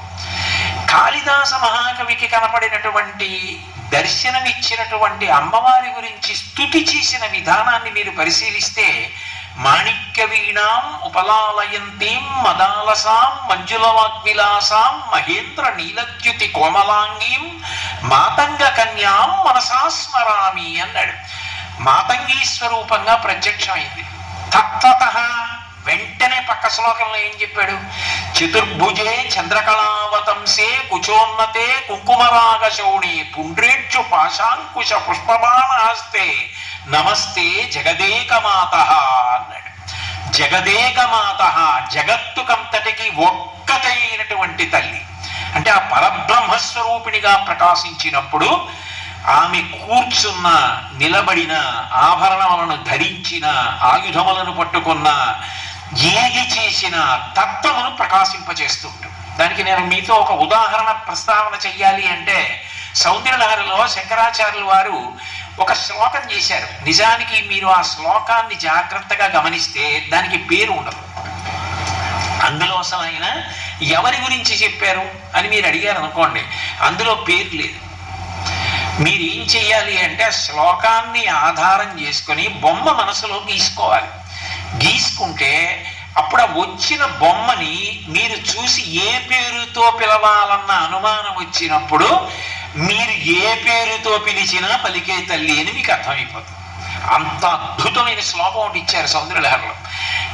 కాంచీదామ కరికలభ కుంభస్తననత పరిక్షీణా మధ్యే పరిణత శరచంద్రవదన ధనుర్బాణం పాశం శృణిమపి దధానా కరతలైః పురస్తాదస్తాం నః పురమధితురహో పురుషిక. ఇందులో ఏ పేరుంది అసలు? అందులో శంకరాచార్యుల వారు చెప్పింది కాంచీదామ, గంటలు ఉన్నటువంటి వడ్డాణమును పెట్టుకుని నడుస్తున్నప్పుడు గంటల ధ్వని వినపడుతున్న తల్లి. కాంచీదామ కరికలభ కుంభస్తననత, ఏనుగుల యొక్క కుంభస్థలములు ఎట్లా ఉంటాయో అటువంటి స్థనమండలము కలిగినటువంటి జగన్మాతృస్వరూపం. కరికలభ కుంభస్తననత పరిక్షీణా మధ్యే, సన్నని నడుము కలిగిన తల్లి. పరిణత శరచంద్రవదన, కార్తీక మాసంలో శుక్లపక్షంలో పౌర్ణమి నాడు ఉండేటటువంటి పరిణత చంద్రబింబం ఎలా ఉంటుందో, రాకాబింబం, రాకాచంద్ర సమాన కాంతి వదనాకాధిరాజస్తుత అంటాడు ముఖ శంకర్లు ఆర్యాశతకంలో. అట్లా పరిణిత చంద్రబింబం ఎలా ఉంటుందో అటువంటి శరత్కాల చంద్రబింబం లాంటి ముఖమున్న తల్లి. కాంచీదామా గరిగలభ కుంభస్తననత పరిక్షీణా మధ్యే పరిణిత శరచంద్రవదన ధనుర్బాణం పాశం శృణిమపి దధానా కరతలైః. ఒక చేతిలో చెరుగువిల్లు, 5 పువ్వులు బాణములుగా, ఒక చేతిలో అంకుశం, ఒక చేతిలో పాశం, 4 చేతులలో పట్టుకున్న తల్లి. పురస్తాదస్తాం నః, నా ముందు కాదు శంకరాచార్యులు వారు అన్నది, నః మా ముందు, ఆమె ప్రత్యక్షమగుగాక. పురస్తాదస్తాం నః, ఎవరావిడ? పురమధితురహో పురుషిక, పరమశివుని యొక్క నేనన్న మొట్టమొదటి ఆలోచన రూపము దాల్చినది. ఎవరావిడ అంటే కాళిదాస మహాకవి తత్వత ఎట్లా ప్రతిపాదించాడో అట్లా ప్రతిపాదించినప్పుడు అమ్మవారి యొక్క తత్వం అట్లా ప్రకాశిస్తూ ఉంటుంది. ఆవిడ ఏ మహోపకారాన్ని చేస్తుంది అంటే, ఎప్పుడూ ఆర్తి తీర్చడం, కోరికలు మంచిదే, అవసరాలు భగవంతుడిని అడగకపోతే ఎవరిని అడుగుతారు? ఆయనే చెప్పాడు నన్ను అడుగుతారని. నన్ను సేవించి నన్ను నమ్ముకున్న భక్తులు ఉంటారు, వాళ్ళు ఆర్తో జిజ్ఞాసురర్థార్థి జ్ఞానీచ భరతర్షభ, ఆర్తి కలిగిన వాడు జిజ్ఞాసువు, జ్ఞాని, వీళ్ళందరూ కూడా ఆపదలో ఉన్నవాడు, అందరూ నన్నే అడుగుతారన్నాడు. అడుగుతారు, అది తప్పంటలేదు. కానీ మనుష్య జన్మ యొక్క చరమ ప్రయోజనం అది కాదు కదా. 84 లక్షల జీవరాశులలో బుద్ధి కలిగి జ్ఞానమును పొందగలిగిన మనుష్య ప్రాణి తప్ప వేరొక ప్రాణి లేదు. అయినప్పుడు జ్ఞానము అత్యంత ప్రధానము. అయితే శంకరాచార్యుల వారు ఈ శ్లోకం చెప్తున్నప్పుడు ఎక్కడా కూడా పేరు చెప్పకపోవడానికి కారణం ఏమిటంటే, ముందు అసలు ఆ రూపాన్ని నువ్వు ఒక బొమ్మగి, నేనేం చెప్పానో దాన్ని నీ మనసన్న అవనిక మీద బొమ్మగి. మొట్టమొదటి మాట ఏమిటి? కాంచీదామ, చిరుగంటలతో కూడుకున్న వడ్డాణమును పెట్టుకున్న తల్లి. అప్పుడు మీరు దుర్గమ్మనండి, కామాక్షనండి, శారదనండి, లలితా త్రిపుర సుందరనండి, తత్వత ఒకటే ఆ రూపం. అది పరబ్రహ్మస్వరూపం, పరబ్రహ్మస్వరూపిణి ఆ తల్లి. అప్పుడు ఆమె చిరుగంటలు పెట్టుకున్న తల్లి వడ్డాణం. అనడానికి కారణం, పురుషులైతే గంటలు లేని వడ్డాణం పెట్టుకుంటారు. పూర్వం చక్రవర్తులు రాజులు వడ్డాణం పెట్టుకునేవారు. పురుషులు పెట్టుకుంటే చిరుగంటలు ఉండవు. స్త్రీలు పెట్టుకుంటే చిరుగంటలతో కూడుకున్న వడ్డాణం పెట్టుకుంటారు. ఎందుకు ఆ చిరుగంటలు అమ్మవారి వడ్డాణానికి అంటే ఆమె చక్రవర్తిని, మహాసామ్రాజ్ఞి, దానికి గుర్తు ఆమె అలా పెట్టుకుంటుంది కాదు. అంతకన్నా గొప్ప కారణం ఏమిటంటే మహాయోగులైన వారు ఉంటారు. వాళ్ళు అమ్మవారిని ఉపాసన చేస్తున్నప్పుడు మరాళి మందగమన, వారి ఊపిరిలోనే సోహం సోహం అని వారి ఊపిరి తీసి విడిచిపెడుతూ మెల్లగా అమ్మవారిని ఉపాసన చేస్తుంటే ఆ దుర్గమ్మ యొక్క పాద మంజీరముల శబ్దములు ఇక్కడ వింటారు. ఆమె పెట్టుకున్న వడ్డాణము యొక్క చిరుగంటల చప్పుళ్ళు వాళ్ళు ఇక్కడ వింటూ ఉంటారు. వాళ్ళది లోపలి పూజ. అంతర్ముఖ సమారాధ్య బహిర్ముఖ సుదుర్లభ. లోపల పట్టుకుని పూజ చేస్తుంటాడే అక్కడ దొరుకుతుంది ఆవిడ. యోగి అక్కడ ఆరాధన చేస్తుంటాడు, ఆయనకి వినపడతాయి ఆ చిరుగంటల సవ్వళ్ళు. కాబట్టి కొన కాంచీదామ కరికలభ కుంభస్థననత, ఏనుగు యొక్క కుంభస్థలం ఎలా ఉంటుందో అటువంటి స్థలమండలము కలిగినటువంటి తల్లి ఆమె. 84 లక్షల జీవరాశుల్ని పోషించాలి. ఆమె అందరికీ తల్లి, ఒక్క మనుష్యులుగా సమస్త ప్రాణులను పోషించాలి. పేరాల భరత శర్మ గారని ఆయన శారదానంద లహరి అని ఒక పుస్తకం చేశారు. ఆ గ్రంథంలో ఆయన ఒక మాట అంటారు, అమ్మా ఒక్కడు ఎనుగు ముఖంబునను వీరొక్కడు 6 ముగాలతోడ నీ అక్కున పాలు త్రావ జగమంతయు బిడ్డలు కన్న తల్లి నీడెక్కడ నుండి చేపెదకో ఇనబింబము చంద్రబింబము తక్కక నీ ఉరంబునను దాల్పకయున్న అహర్నిశల్సతి అంటారు. ఆవిడ కొడుకులు అని చెప్పవలసి వస్తే ఒక ఆయన వినాయకుడు, ఒక ఆయన సుబ్రహ్మణ్యుడు. వాళ్ళిద్దరినీ తొడల మీద కూర్చోబెట్టుకుంది అనుకోండి. ఒక ఆయన ఏనుగు ముఖంతో పాలు తాగుతూ ఉంటాడు, ఒక ఆయన 6 ముఖాలతో తాగుతూ ఉంటాడు. అమ్మ మేము నీ బిడ్డలంగాం, మరి మమ్మల్ని ఎప్పుడు పోషిస్తావు అని అడుగుతామేమోనని సూర్యచంద్రులిద్దరినీ ఆమె స్తనములుగా చేసుకుంది. ఇప్పుడు ఆ సూర్యచంద్రుల వలన పంటంతా పండుతుంది. మహాభారతం ఆరణ్య పర్వంలో ధౌమ్యుడు ధర్మరాజు గారితో చెప్తాడు, ఆదిత్యుడు అన్నప్రదాత, ఆయన మొట్టమొదట శాకాహారాన్ని సృష్టించాడు. ఆ శాకాహారం తిన్న ప్రాణులు బలిసి పెద్దవైన తర్వాత మాంసాహారం తినే ప్రాణులు వీటిని చంపి తిని అవి బతికి, అందరికీ అన్నం ఆదిత్యుడు అలా పెట్టాడు అన్నాడు ధర్మరాజు గారితోటి ధౌమ్యుడు. అప్పుడు ఆయన సూర్యస్తుతి చేశాడు, చేస్తే అక్షయ పాత్రలు ఇచ్చాడు సూర్యభగవానుడు ప్రత్యక్షమై. అటువంటి సూర్యచంద్రులిద్దరినీ ఆమె స్థానమండలంగా పొందింది. చంద్రుడు ఔషధీతత్వాన్ని ఇస్తాడు. వడ్ల గింజలు కొన్నాళ్ళు నిల్వ ఉంచినా మళ్ళీ మట్టిలో వేస్తే మళ్ళీ మొక్కలు రావాలి, కంకులు రావాలి, చారడేసి ధాన్యం రావాలి. అది ఇవ్వగలిగిన తల్లి. అందుకని సూర్యచంద్రులిద్దరినీ స్థనములుగా ఉంచుకుంది. అటువంటి జగన్మాత. అప్పుడు మీరు ఒకటి చెప్పండి, ఆవిడ లలితా త్రిపుర సుందరి అని మీరన్నా, శారద అన్నా, దుర్గమ్మ అన్నా తత్వతः ఒక్కటే అవుతుంది. కాబట్టి కరికలభ కుంభస్తననత పరీక్షీణ మధ్యే సమ్మని నడుము కలిగినటువంటి తల్లి. లక్షలోమలతాధారత సమున్నేయ మధ్యమ అంటాడు వ్యాసుడు లలితా సహస్రనామ స్తోత్రంలో. అంత సన్నని నడుమున్న తల్లి. ఎందుకంత సన్నని నడుము ఉండాలి అంటే సాముద్రిక శాస్త్రంలో అనేక సంతానాన్ని చాలా తేలికగా ప్రసవించగలిగినటువంటి లక్షణం అది. ఇన్ని కోట్ల మంది పిల్లల తల్లికి ఆ బ్రహ్మకీట జనని, బ్రహ్మ దగ్గర నుంచి చిన్న పురుగు వరకు ఆమె సంతానమే. ఇన్ని ప్రాణుల్ని కళ్ళు తిప్పి చూసుకుంటూనే ఉంటుంది. భీమవరంలో మావుళ్ళమ్మని ఉంటుంది, ఇక్కడ వరకు ఉంటాయి కళ్ళు. దృశాద్రాఘీయస్యాదరదళిత నీలోత్పల రుచాదవీయంసం దీనం స్నపయ కృపయా మమపి శివే అనేనాయం ధన్యో భవతి నచతే హానిరియతా వనేవా హర్మ్యేవా సమకరణిపాతో హిమకరః అంటారు శంకరులు. ఆమె కళ్ళు తిప్పి చూసుకుంటూ ఉంటుంది బిడ్డలందరినీ కూడా. అలా కళ్ళు తిప్పి చూసుకునేటటువంటి లక్షణమున్న తల్లికి అన్ని ప్రాణులు ఆమె బిడ్డలే. కాబట్టి అంతమంది సంతానాన్ని పొందింది కాబట్టి సమ్మని నడుమున్న తల్లి. ధనుర్బాణం పాశం శృణి అపి దదానా కరతలై. ఆమె ఒక చేత్తో చెరుకు విల్లు పట్టుకుంది, ఒక చేత్తో పంచబాణాలు పట్టుకుంది. 5 బాణాలు ఏంటవి? పుష్పబాణాలు. 5 పుష్పబాణాలు నిజానికి ఎవరు పట్టుకుంటారు? మన్మధుడు పట్టుకుంటాడు. మన్మధుడు పట్టుకునే 5 పుష్పబాణాలు అమ్మవారు పట్టుకోవడం ఏంటి?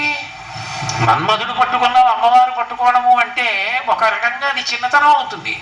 ఆమె పట్టుకోవడం ఏంటి? పైగా చెరుకు విల్లు కూడా మన్మధుడిది.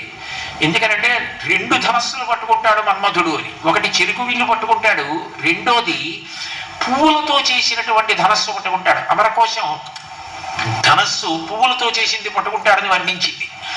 2 ధనస్సులు పట్టుకుంటాడు. ఇప్పుడు చెరుకు విల్లు మన్మధుడిదే, 5 పువ్వుల బాణాలు మన్మధుడివి. అవి ఈవిడ పట్టుకోవడం ఎందుకు అంటే ఆ ధనస్సు ఆ పువ్వుల బాణాలు ఆయన పట్టుకుని పరమశివుడి మీద వేశాడు. ఆయనకి కామం కల్పించాలని. ఆయన 3వ కన్ను తెరిస్తే కాలిపోయాడు. ఒరే, పరమశివుడికి కామం కల్పించడం నీ వల్ల అయ్యే పని కాదురా అని ఆవిడ తీసుకుంది ఆ చెరుకు విల్లు 5 బాణాలు.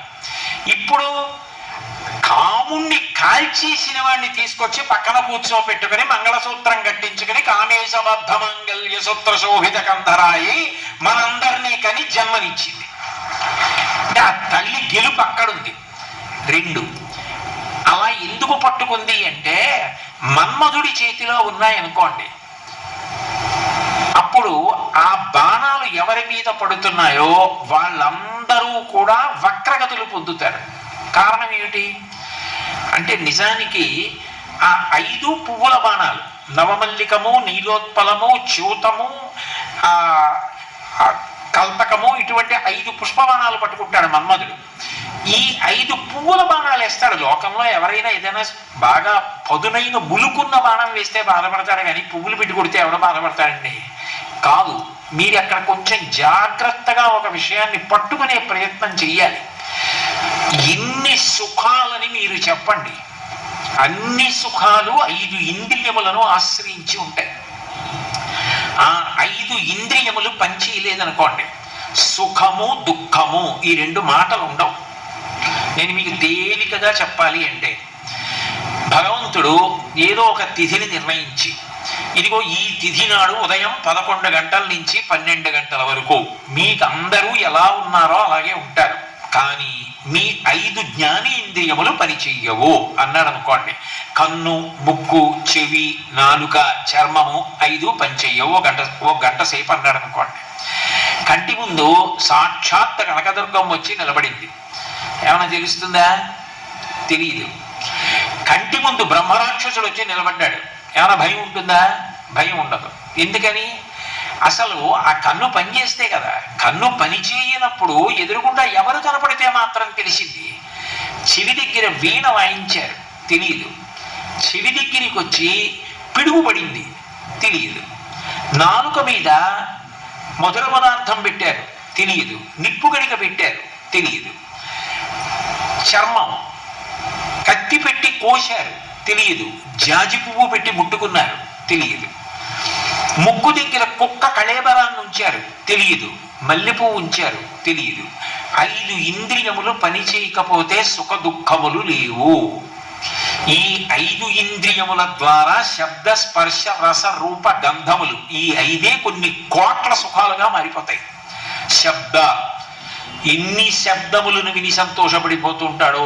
కాసేపు కీర్తనలు అంటాడు, కాసేపు పాటలు అంటాడు, వీణ అంటాడు, వీడు అంటాడు, వైలిన్ అంటాడు, మాటలు అంటాడు, మనవడి కబుర్లు అంటాడు, భార్య కబుర్లు అంటాడు, గురువు గారు చెప్పిన మాటలు అంటాడు. ఇన్ని విని పొంగిపోతూ ఉంటాడు. అన్నీ చెవి వినేది.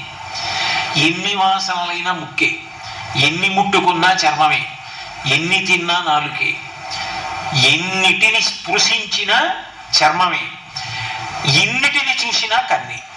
ఈ 5 సమస్త సుఖములకు కారణము. ఈ 5 మన్మధుడి చేతిలో ఉన్నాయనుకోండి పువ్వుల బాణాలుగా, మార్చి మార్చి ఇంద్రియముల చేత పాపం చేయిస్తాడు. ఇంద్రియాణి బలిష్టాని ననియుక్తాని వానద అపక్వస్య ప్రకుర్వంతి వికారాం స్థాననేకశః అంటాడు వ్యాసుడు దేవి భాగవతంలో. ఇంద్రియములు పరమ బలవత్తరములు, వాటిని అణచగలగడం ఎవరికి సాధ్యం కాదు. లోకములన్నీయున్ గెలిచినాడవు ఇంద్రియానీకము చిత్తమున్ గెలువనేరవు, నిన్ను నిబద్ధు చేయు భీషణ శత్రుల ఆర్ముల ప్రభిన్నుల చేసిన ప్రాణికోటిలో నీకు విరోధి లేడొకడు నేర్పున చూడుము దానవేశ్వర అంటారు భాగవతంలో. ఇంద్రియములను కట్టడి చేయడం ఎవరికీ సాధ్యం కాదు, అంత కష్టం. ఈ 5 మన్మధుడి చేతిలో ఉన్నంత సేపు ఇది చూడచ్చా ఉండదు, ఇది వినచ్చా ఉండదు, ఇది తినచ్చా ఉండదు, ఇది ముట్టుకోవచ్చా ఉండదు, ఇది వాసన చూడచ్చా ఉండదు. సుఖం కోసం చేసుకెళ్ళిపోతాడంతే. అదే పాపం. ఇప్పుడు అమ్మవారి చేతిలోకి వెళ్ళాయి అనుకోండి 5 బాణాలు. అమ్మవారి చేతిలోకి చెరుకు బిల్లి వెళ్ళింది. చెరుకు బిల్లి ఏం చేస్తుంది?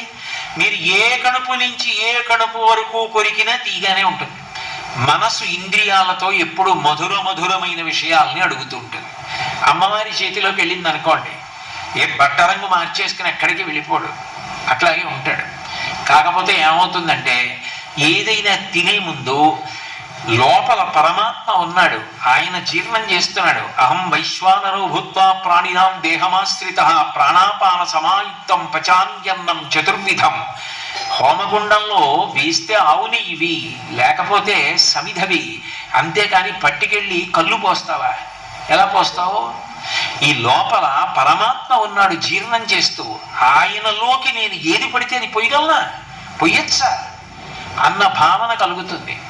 అప్పుడు ఏది లోపలికి వేస్తున్నా ఈశ్వరుడికి నైవేద్యం పెట్టి లోపలికి వేసుకుంటాడు. ఏది ముట్టుకుంటున్నా ఇది నేను ముట్టుకుంటే ఈశ్వరుడు అంగీకరిస్తాడా? అంగీకరిస్తాడంటే ముట్టుకుంటాడు. ధర్మచక్రంలోకి వెళ్ళింది.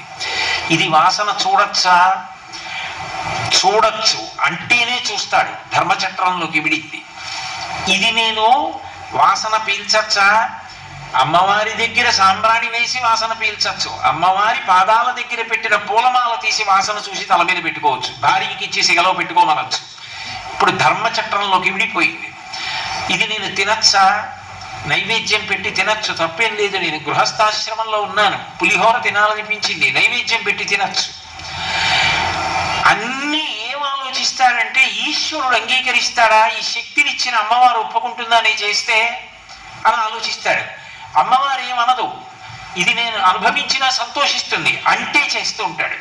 ఇప్పుడు మన్మధుడి చేతిలో ఉంటే సుఖంగా ఉంటే చాలు చేశాడు. అమ్మవారి చేతిలో ఉంటే 5 బాణాలు. మనసు మధురమధురంగానూ ఉంటుంది, కానీ అమ్మవారు అంగీకరించినవి చేస్తాడు. అంటే ఇప్పుడు ఏమైపోయాడు? తరించిపోయాడు. మనిషి జన్మ ఎత్తినందుకు ధర్మాన్ని అనుష్ఠించాడు. ధర్మం అన్న మాటకు అర్థం ఏంటి? ఈశ్వరుడు ఏది చెప్పాడో అట్లా బ్రతకడాన్ని ధర్మం అంటాడు. మరి ఎందుకు బ్రతకలేడు నాబోటిగాడు? ఎందుకు పాపం చేస్తున్నాడు అంటే పాపమునకు ఒక లక్షణం ఉంటుంది. పాపం ఎప్పుడూ కూడా అది వచ్చి మనని మింగదు, అది రా రా అని నోట్లోకి పిలుస్తుంది. అది దాని లక్షణం. అందుకే మీరు భాగవతం చదివితే అందులో అఘాసురుడు, అఘాసురుడు అంటే పాపపు రాక్షసుడు.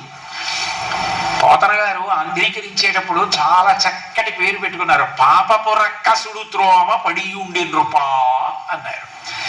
పాపం ఇప్పుడు ఏం చేస్తుందంటే తాయిలం పెడుతుంది, ఏదో ఇంద్రియ సుఖాన్ని ఇస్తుంది. నువ్వు ఈ పని చేసావు అనుకో, నీ చెవులకు సంతోషంగా ఉండేట్టు చేస్తానంటే ఏవో తప్పుడు మాటలు, అక్కర్లేని మాటలు, వినకూడని మాటలు అవన్నీ వినేట్టు చేస్తుంది. ఎందుకంటే ఏదో లౌల్యం, ఏదో సంతోషం. మాట్లాడకూడని మాటలు మాట్లాడడం వల్ల ఏదో తృప్తి కలిగేటట్టు చేస్తుంది. తినకూడనివి తింటే ఏదో తృప్తి కలిగేటట్టు చేస్తుంది. పాపము తాయిలం పెట్టి చేయిస్తుంది. రమ్మని మింగుతుంది పాము, కొండ చిలవ. అట్లా అది అక్కడే పడి ఉంటుంది, వచ్చిన వాడిని పట్టుకుంటుంది. పాపము ఇంద్రియములకు తాయిలం పెట్టి మింగేస్తుంది. అమ్మవారు ఏం చేస్తుందంటే దాన్ని పవిత్రం చేస్తుంది. త్రాచుపాం విషం నేను నోట్లో వేసుకుంటే మృత్యు వస్తుంది. శుద్ధి చేసి వైద్యుడిస్తే ఉన్న రోగం పోతుంది. అమ్మవారి చేతిలోకి 5 బాణాలు వెడితే శుద్ధి, అమ్మవారి చేతిలోకి చెరుకు విల్లు వెడితే మనసు పవిత్రం, మంచి సంకల్పములు కలుగుతాయి. అందుకు పట్టుకుంది 5 బాణాలు చెరుకు విల్లు. అలాగే ధనుర్బాణం పాశం శృణివపి. ఆవిడ ఒక చేతిలో పాశాన్ని పట్టుకుంది, ఒక చేతిలో అంకుశాన్ని పట్టుకుంది. పాశం ఎందుకు పట్టుకుంది అంటే మనం నిజానికి ఎన్నో పాశముల చేత బంధింపబడి ఉంటాం. పాశము అంటే కట్టునది. పాశము చేత కట్టబడి ఉండడానికే పశువు అని పిలుస్తారు. పశువు అన్న మాటకు అర్థం ఏంటంటే పాశము, పశువు, కట్టడానికి ఒక స్తంభము, 3 ఉంటే పశువు అంటారు. ఇప్పుడు నేను ఒక కుక్కని కట్టేద్దాం అనుకున్నాను అనుకోండి, అక్కడ ఒక చిన్న కర్ర, దాని మెళ్ళో ఒక గొలుసు, దాన్ని తీసుకొచ్చి దీనికి కట్టుట, కుక్క, గొలుసు, స్తంభము 3 ఉంటే పశువు అంటారు. మీరు నన్ను క్షమించగలిగితే శాస్త్రం దృష్టిలో అందరూ పశువులని అంటారు. ఎందుకని అంటే అందరికీ 3 ఉంటాయి. పాశము, కర్మపాశములు, చేసిన కర్మల యొక్క పాశములు. జన్మ రాట, కర్మ పాశము, 3 పశువు కట్టబడ్డాడు. కాబట్టి మనం కాదు, శంకర భగవత్పాదులంతటి వారు ఎంత వినయంగా మాట్లాడారంటే పశుమాంసవజ్ఞ ప్రజిత కృపయా పాలయ విభో అన్నారు. శివా నేను పశువునన్నారు. ఆ పాశము తెగిపోయాయి అనుకోండి, కర్మపాశములు, ఇక పశువు కాడు. పరమాత్మ యందు ఐక్యమైపోయాడు. పశుపతి యందు పశువు కలిసిపోయింది. అంటే ఈ కర్మపాశముల చేత కట్టబడి ఉన్నంతసేపు నేను, నాది, అహంకార మమకారములతో అనేక పాపాలు, అనేక పుణ్యాలు చేసుకుంటూ వెడుతుంటాడు. అమ్మవారు ఏం చేస్తుందంటే, ఒరే ఈ రాగం ఉన్నదే, ఈ నా వాళ్ళు, నాది నాది నాది అన్న మాట నీతో ఎన్ని పాపాలు చేయించేస్తోందో నీకు తెలియట్లేదు. ఇవన్నీ ఒక్క వేటుకి తెగిపోతాయి. ఊపిరి ఆగిపోయిందనుకో, అయిపోయిందంతే. ఎప్పుడు ఆగుతుంది ఎవ్వరికీ తెలియదు. నిత్యమా జీవితము నీటిపై బుగ్గ, నీటి మీద బుడగ ఎప్పుడు పేలిపోతుందంటే ఎవరికీ తెలియదు. నళినీదళగత జలమతి తరళం తత్వజీవితమతి జయ జపలం విద్ధిర్వ్యాధ్యభిమానగ్రస్తం లోకం శోకచ హంత సమస్తం అంటారు. తామరాకు మీద నీటి బొట్టు ఎంత చించలమో జీవితమో అంత బుద్బుదప్రాయం. పుటుక్కున ఆగిపోతుంది. నేను చూశా, నా కళ్ళతో స్వయంగా చూశా. ఒక తల్లి మృత్యుశయ్య మీద ఉండి కూతురు కోసం కొట్టుకుపోయింది.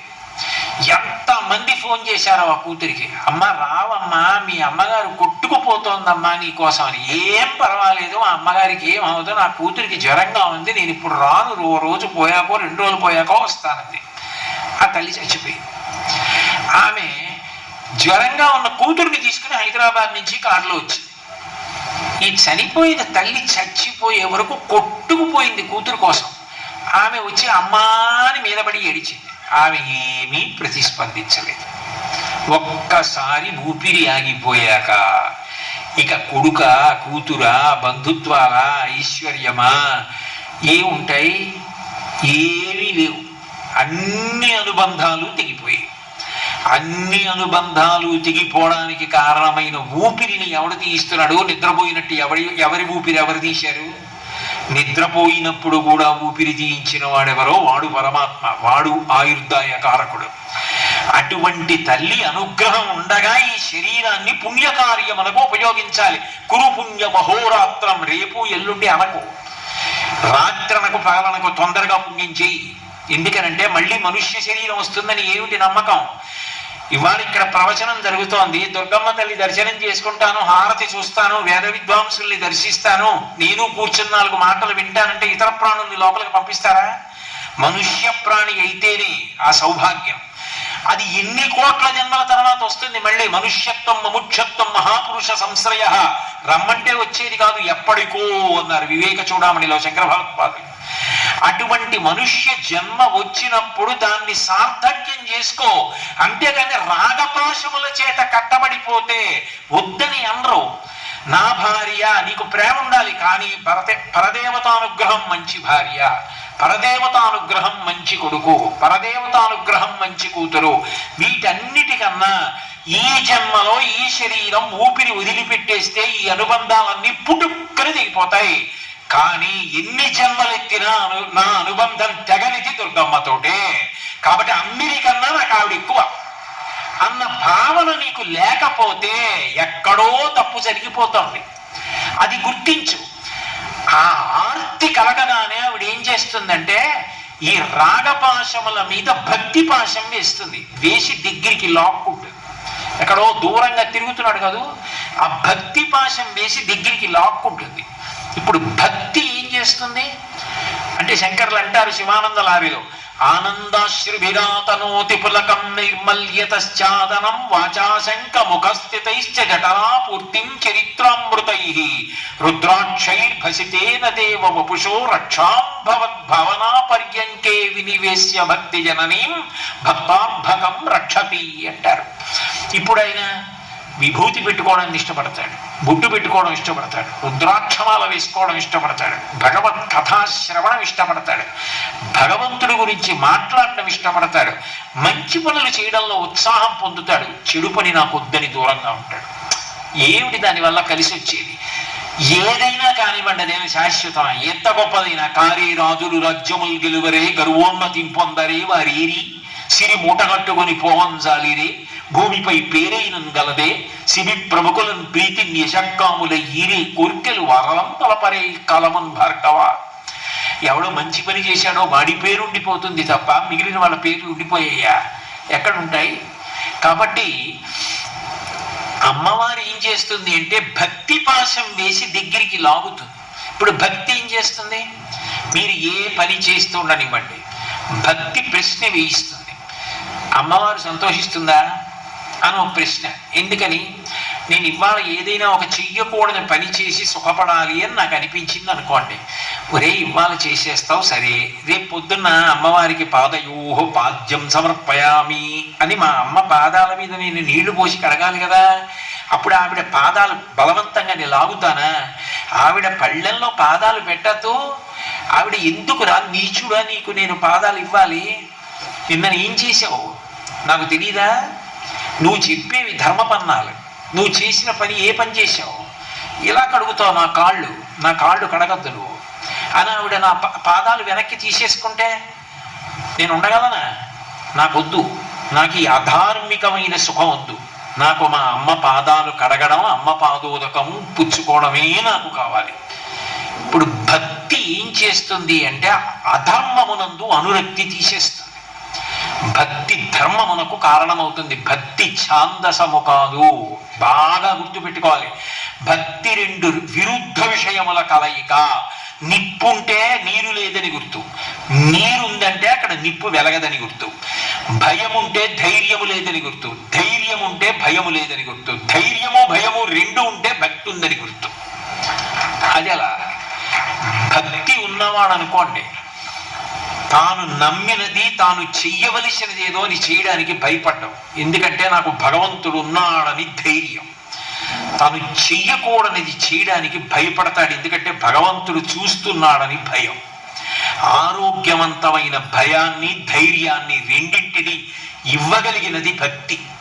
అందుకే ఆ భక్తులైన వారు జీవితంలో అంత హాయిగా నిలబడిపోగలిగారు. భగవంతుడు ఉన్నాడని గొలుసులు వేసి కట్టారు, కొరడాలతో కొట్టారు, అయినా భగవంతుడు ఉన్నాడని నిలబడిపోయిన వాళ్ళకి గొలుసులే తెగిపోయి వాళ్ళు రక్షింపబడ్డారు. కాబట్టి భక్తి పాశములను వేసి దగ్గరికి లాక్కుంటుంది, రాగపాశములను కోసేస్తుంది. 5 ఇంద్రియముల సుఖాన్ని పవిత్రంగా ధార్మికంగా అనుభవించేటట్టు చేస్తుంది. మన్మధుడి యొక్క బాణములు మన్మధుడి యొక్క విల్లులోంచి పడితే ఇచ్చం వచ్చినట్టు తిరుగుతాడు. అమ్మవారి యొక్క విల్లులోంచి అమ్మవారి చేతిలోంచి బాణములు పడితే ధార్మికుడైపోతాడు. ఇంకొక చేతిలో పాశము అంకుశం పట్టుకుంది. అంకుశం ఎందుకు అంటే అంకుశము ఏనుగుని నియంత్రించడానికి వాడతారు. ఏనుగు ఎంత పెద్దది అంటే ఏనుగు కన్నా పెద్ద ప్రాణి లోకంలో ఉండదు. చాలా పెద్దదని చెప్పవలసి వస్తే ఏనుగంత అంటారు. ఏనుగంత ఏది అంటే లోకంలో కోపం. కోపం వడ్ల గింజంత పుడుతుంది. కోపానికి ఉన్న లక్షణం ఏంటంటే కోపం పుట్టగాని మీకు ఎవరి మీద కోపం పుట్టిందో వాళ్ళ మంచి గుణం ఒక్కటి గుర్తురానివ్వదు. వాళ్ళల్లో లేని చెడు కూడా చూపించడం మొదలెట్టి ఎంత వేగంగా పెరిగిపోతుందంటే తన రూపం మారిపోతుంది. నోరు ఏం మాట్లాడుతోందో తెలియదు, ఏం చేసేస్తాడో తెలియదు.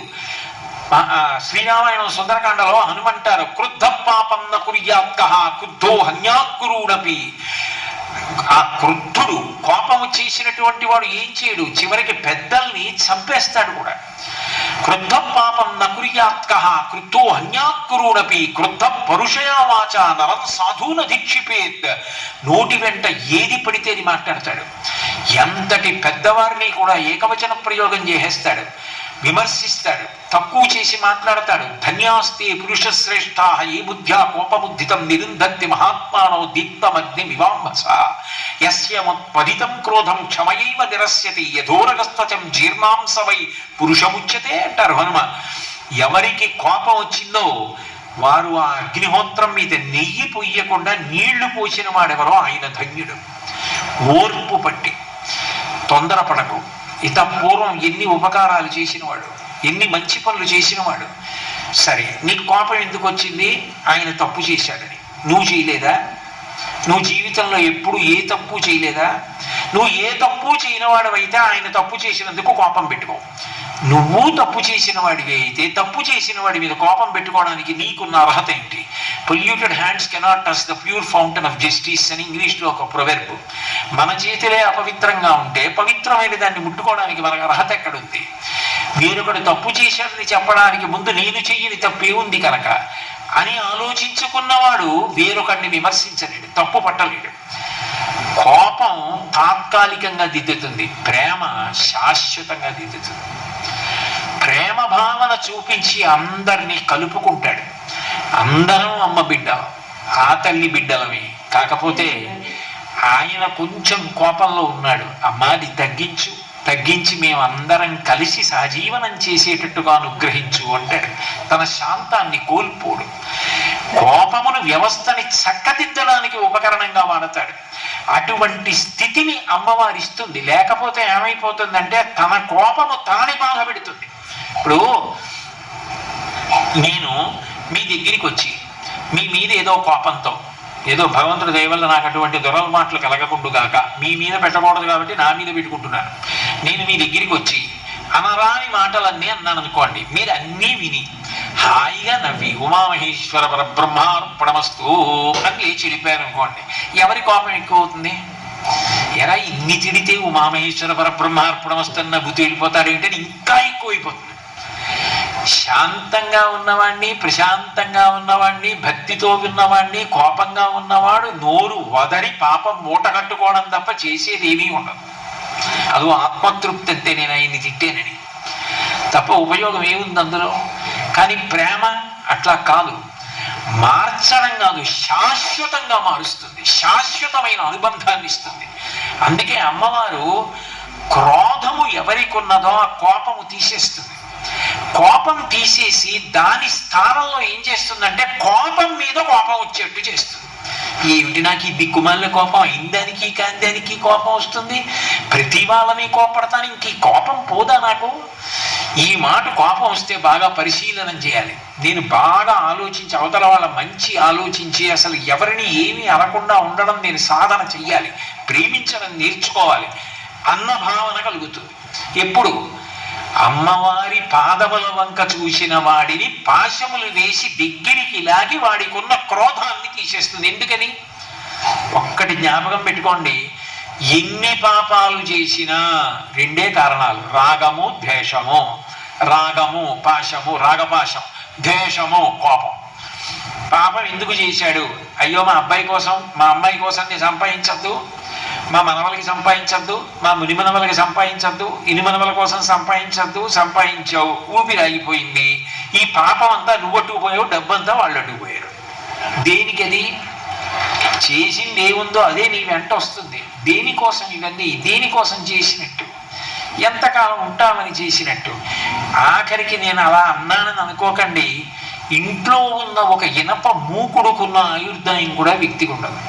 మా ఇంట్లో ఇనప మూకుడు ఉండేది, అందులో మా తాతగారు చనిపోయినప్పుడు గారెలు ఉండారట, అందులోనే మా నాన్నగారు చనిపోయినప్పుడు గారెలు ఉండారు.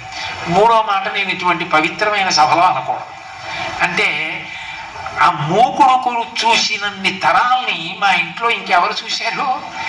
మూకుడుకున్న ఆయుర్దాయం నాకు లేదు. అటువంటిది దేనికోసం ఈ వెర్రంతా? ఎందుకు ఈ రాగాలు ఏమిటి, ద్వేషాలు ఏమిటి, పాపాలు ఏమిటి, పుణ్యాలు ఏమిటి? దేని కొరకు? ఆ భావన కల్పించి అక్కర్లేని విషయాల జోలికి వెళ్లకుండా ధర్మమునందు రాగము, ద్వేషమునందు ద్వేషము ఏర్పరిచి చక్కదిద్దగలిగినది ఎవరంటే ఆ తల్లి. అది ఆ తల్లి అనుగ్రహంతో ఇస్తుంది. అందుకు దుర్గమ్మైంది. కాబట్టి ఆ తల్లి పట్టుబడి త్రిశూలం అయినా అంతే, త్రైగుణ్యం శూలమేత శాపరసు సత్యనిష్ఠత అని లింగపురాణంలో వ్యాసుల వారు.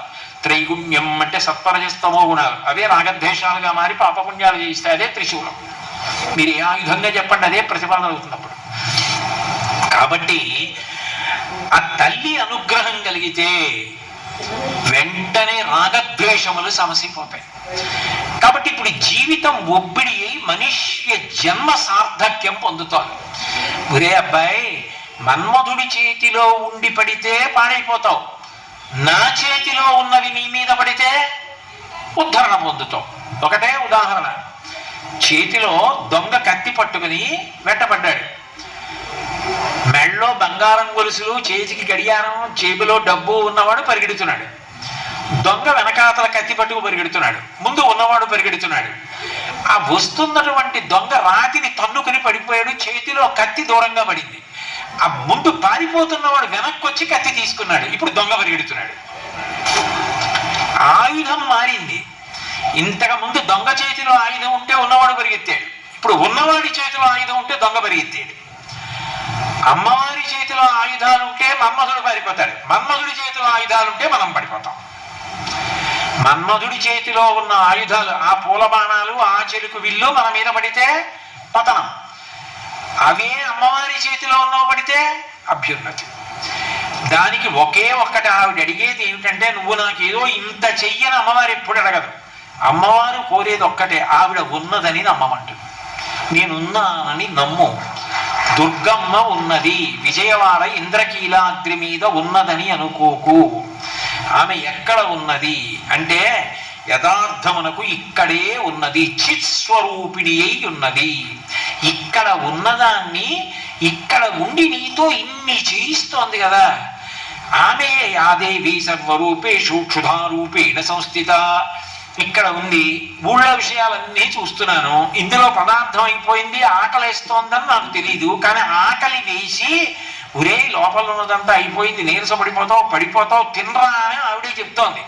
యాదేవి సర్వరూపే సర్వభూతేషు బుద్ధి రూపేణ సంస్థిత. సమస్త భూతముల యందు బుద్ధి రూపంలో ఉంది. యాదేవి సర్వభూతేషు లజ్జారూపేణ సంస్థిత. యాదేవి సర్వభూతేషు మాతృరూపేణ సంస్థిత. రామకృష్ణ పరమహంస ఒక అద్భుతమైన మాట చెప్పేవారు. నాకంటే నా భార్య గర్భిణి అని, నా సంతానం పెరుగుతోందని తెలుసు. ఒక పక్షి నడవదు, ఎగురుతుంది. అటువంటి పక్షి గుడ్డు పెడుతుంది. గుడ్డు పెట్టే ముందు గూడు కట్టి దాంట్లో గడ్డి తెచ్చి వేసి మెత్తగా గూడుందని బాగా నిర్ధారించుకున్న తర్వాత గాలి వేసిన గూడు పడిపోదని నిర్ధారణ చేసుకుని గుడ్డు పెడుతుంది. పెట్టి 2 కాళ్లతో 4 అడుగులు వేసి కడుపు గుడ్డు పెంకుకి తగిలేటట్టుగా తాను గుడ్డు మీదకి కడుపుని చేర్చి, తన కడుపులో ఉన్న వేడి గుడ్డు పెంకుకు తగిలి పెంకు వేడికి పెంకులోని వేడి లోపల పిండానికి తగులుతుంటే పిండం పొదగబడి పిల్లవుతుంటే నాకు బిడ్డ పుడుతోందన్న సంతోషంతో కళ్ళు మూసుకున్న పక్షికి మాతృత్వం తెలిసేట్టు చేసినది ఎవరు? ఎలా పొదిగింది గుడ్డుని? పక్షికి ఎవరు నేర్పారు నువ్వు ఆ గుడ్డు పొదిగితే పిల్లొస్తుందని? అందులో ఆ పక్షి ఎక్కడికో ఎగిరినప్పుడు గుడ్డు పగలగొట్టుకుని పైకి వచ్చిన పిల్ల నా పిల్ల అని ఎక్కడెక్కడికో ఎగిరి ఆహారం తీసుకొచ్చి పిట్టకి పెడుతున్నటువంటి ఆ తల్లిలో మాతృత్వం ఎవరు నింపారు? ఆ నింపినది నీకు కనపడదు, అమ్మ కనపడుతోంది. అమ్మ తన ఏదుందో అది చూడాలని నీకు ఆర్తి కలిగితే పారిపోవడానికి అవకాశం లేదు, వెనక తలుపు లేదు గుడికిక్క. అక్కడ దొరికింది దొంగ. నమచ్చోరాయచ నేనలేదు, వేరమే అంది. ఎందుకు దొంగ? నాకు తెలియకుండా చేస్తే దొంగ, నాకు తెలిసి చేస్తే దొంగ ఎందుకు అవుతారు? నా గడియారం తీసి అక్కడ పెడితే మీరు వచ్చి తీసుకెళ్లారు అనుకోండి, నాకు తెలిసిపోదు మీరు తీసుకెళ్లారని. ఇందాక మీరు పట్టుకెళ్లారు కదండి అన్నం, నేను అక్కడ పెడితే నాకు తెలియకుండా పట్టుకుపోతే దొంగ. నాకు తెలియకుండా నా చేత ఊపిరి తీస్తున్నావా? నాకు తెలియకుండా నేను తిన్నది జీర్ణం చేస్తున్నావా? నాకు తెలియకుండా నాకు జీర్ణం చేసి నా శక్తిని పంచిపెడుతున్నావా? నాకింత జ్ఞాపకం ఉండేట్టు చేస్తున్నావా? నా వాక్కులుగా మారావా? నాకింత కీర్తినిచ్చావా? చేసేదంతా నువ్వా? పైకి పేరు ప్రఖ్యాతి నాకా? కనపడకుండా నాకు ఇన్ని చేస్తున్న దొంగ నిన్ను చూడాలని నాకు అనిపించింది అనుకోండి. ఇంకా పారిపోవడానికి ఆవిడకి అవకాశం లేదు కాబట్టి తలుపులు తీస్తే లోపలే దొరికేసింది. గులు తిరిగిన దొంగ గూ గూ గూ వాడు గుడిలోనే దాగేనే గూ గూ గూ. అక్కడ దేవాలయంలో చూసిన వాడిని ఇక్కడ చూడడం వస్తే, అక్కడ దుర్గమ్మ ఇక్కడ కనపడితే వాడు తరించిపోయాడు. చిత్స్వరూపిణిగా తెలిసింది. అందుకే భయంతి త్వాం ధన్యాహ కతిచన చిదానందలహరి అన్నారు సౌందర్యలహరిలో శంకరులు. ధన్యాహ, ఎవరో ఒక మహాపురుషుడు ఉన్నాడు, వాడు ఆ అమ్మని ఇక్కడ కూడా చూసుకుంటున్నాడు, ఇక్కడే సేవించేస్తున్నాడు, అక్కడున్న అమ్మ ఇక్కడుంది అంటున్నాడు. అలా అనగలిగిన తత్వానికి ఎదిగేటట్టు చెయ్యగలిగినది ఎవరు అంటే ఆ అమ్మవారి. ఇన్ని ఇవ్వగలిగిన తల్లి మా ఎదుట ప్రత్యక్షముగాక. పురస్తాదస్తాం నః పురమధితురహో పురుషిక. ఎవరు పెట్ల ఆ పేరు? శంకరాచార్యుల వారు తప్ప. త్రిపురారి, మహాప్రళయమనందు సమస్త భూతములను తనలోకి తీసేసుకునేటటువంటి పరమశివుడు మళ్ళీ సృష్టి చేద్దాం అని అనుకున్నప్పుడు కామేశ్వరుడు అనిపించుకుంటాడు. కామం అంటే కోరిక పుట్టింది, అన్నీ తనలోనే ఉన్నాయి. తనలో ఉన్న వాటిని మళ్ళీ సృష్టి చేసి పైకి తీసుకొద్దాం అనుకున్నాడు. అప్పుడు మొట్టమొదట ఒక కోరిక కలిగినప్పుడు అన్నీ తనలో అణిగిపోయిన వాడు అన్నిటినీ సృష్టిద్దామన్న కోరిక మొదట వచ్చిందే, ఆ కోరిక ఒక రూపాన్ని ధరించి నిలబడితే అమ్మవారు మహామాయా స్వరూపిణి. అప్పుడు తత్వత మీరు దుర్గమ్మనండి, లలితా త్రిపుర సుందరనండి, శారదనండి, ఆమె మాత్రం ఆ రూపమే. అటువంటి చిన్మయ స్వరూపం, అద్భుతమైనటువంటి స్వరూపం దుర్గమ్మ యొక్క స్వరూపం. ఆ నామం పలకాలన్నా, ఆ నామాన్ని అనాలన్నా, ఆవిడ దర్శనం చెయ్యాలన్నా దానికి పెట్టి పుట్టాలి. ఆ అనుగ్రహం ఉంటే ఆవిడ నామం పలకగలుగుతాం. ఆ తల్లి అది మనకి నేర్పడం కోసం ఆవిడే గురుస్వరూపంగా భూమి మీదుగా బయలుదేరొచ్చింది. అందుకే నవరత్నమాలికా స్తోత్రంలో ఈ విషయాన్ని కాళిదాస మహాకవి అంటాడు. ఆయన అమ్మవారి యొక్క వైభవాన్ని చెప్తూ ఓ అద్భుతమైన మాట అన్నాడు. ఓంకార పంజర సుఖీం ఉపనిషదుద్యానకేళి కళకంఠీం మాగమ విపిన మయూరీం ఆర్యాం అంతర్విభావయే గౌరీం దయమాన దీర్ఘ నయనాం దేశిక రూపేణ దర్శితాభ్యుదయం వామకుచ నిహిత వీణాం వరదాం అంటూ దేశిక రూపేణ దర్శితాభ్యుదయం అన్నాడు. దేశిక రూపేణ అంటే గురుస్వరూపంగా ఈ భూమి మీదకి వస్తుంటుంది. ఆవిడే వచ్చేసి తత్వాన్నంతటినీ చెప్తే మనం కూర్చోడానికి భయపడతామని గురుస్వరూపంగా వస్తుంది. వచ్చి అమ్మవారి గురు రూపంలో మాట్లాడి తన తత్వాన్ని మనకి తెలియచేస్తుంది. అటువంటి మహాపురుషులు ఎందరో ప్రభవించారు. ఇవాళ చంద్రశేఖరేంద్ర సరస్వతి మహాస్వామి వారి జయంతి. అందుకే ఆయన గురించి చెప్తూ మాట అంటారు. జడలు వీడి బాలచంద్రుడి విడనాడి గౌరి వీడి మరియు గంగ వీడి భువిని వెలసినట్టి భవుడవు నీవందు చంద్రశేఖరేంద్ర సంయమీంద్ర అంటారు. అటువంటి గురుస్వరూపంగా వస్తుంది. అందుకే మీరు చూడండి, అమ్మవారిని 3 కంటి రూపాలతో పిలుస్తారు.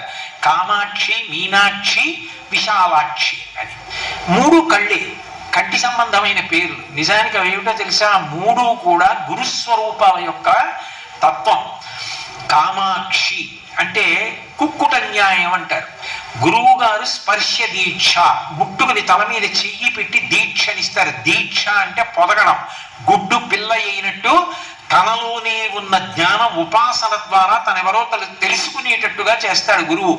అందుకని ముట్టుకుని స్పర్శ దీక్షనిస్తే కామాక్షి. కేవలము గురువు గారు మీనాక్షి. మీనాక్షి అంటే చాప. చాప గురించి జీవశాస్త్రంలో చెప్పబడిన విషయం అని నేను అనుకోను, యోగశాస్త్రంలో చెప్పింది. చాప పెట్టిన గుడ్లు కెరటాల మీద తేలుతుంటే చాప ప్రేమతో చూస్తుంది. చూస్తే పొదగబడతాయని చూపులతో పొదుగుతుంది. ఒక్కొక్కసారి గురువు గారు ప్రేమతో చూస్తాడు, వీడికి తత్వం అర్థం అవ్వాలని చూస్తాడు. ఆ చూపుల చేత తెలుస్తుంది. పాల్ బ్రాంటన్ అని విదేశాల నుంచి వచ్చారు ఒక ఆయన నాకు అంతకీ ఏమీ అర్థం కావట్లేదు, ఇక వెళ్ళిపోదాం అనుకున్నాడు. ఆ రోజున భగవాన్ రమణులు ఆయన కళ్ళల్లోకి కళ్ళు పెట్టి కొంతసేపు అట్లా చూశారు. అంతే, ఆయనకి సమస్తము అవగతమైపోయింది. కేవలము చూపుల చేత అనుగ్రహిస్తారు. యథార్థమునకు భగవంతుడు చేసేది చూపుల చేతనే.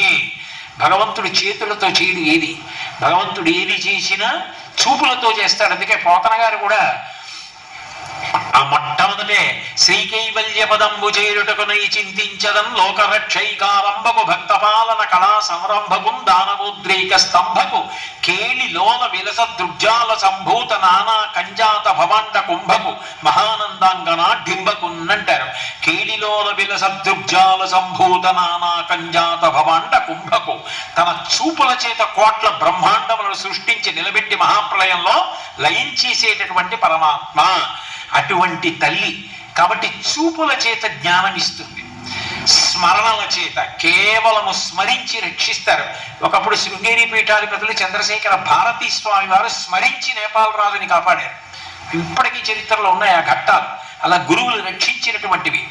స్మరణ చేత అనుగ్రహిస్తారు గురువులు. ఈ మూడు కామాక్షి, మీనాక్షి, విశాలాక్షి. ఈ కామాక్షి, మీనాక్షి, విశాలాక్షి స్వరూపాలుగా గురువులు భూమి మీద వస్తూ ఉంటారు.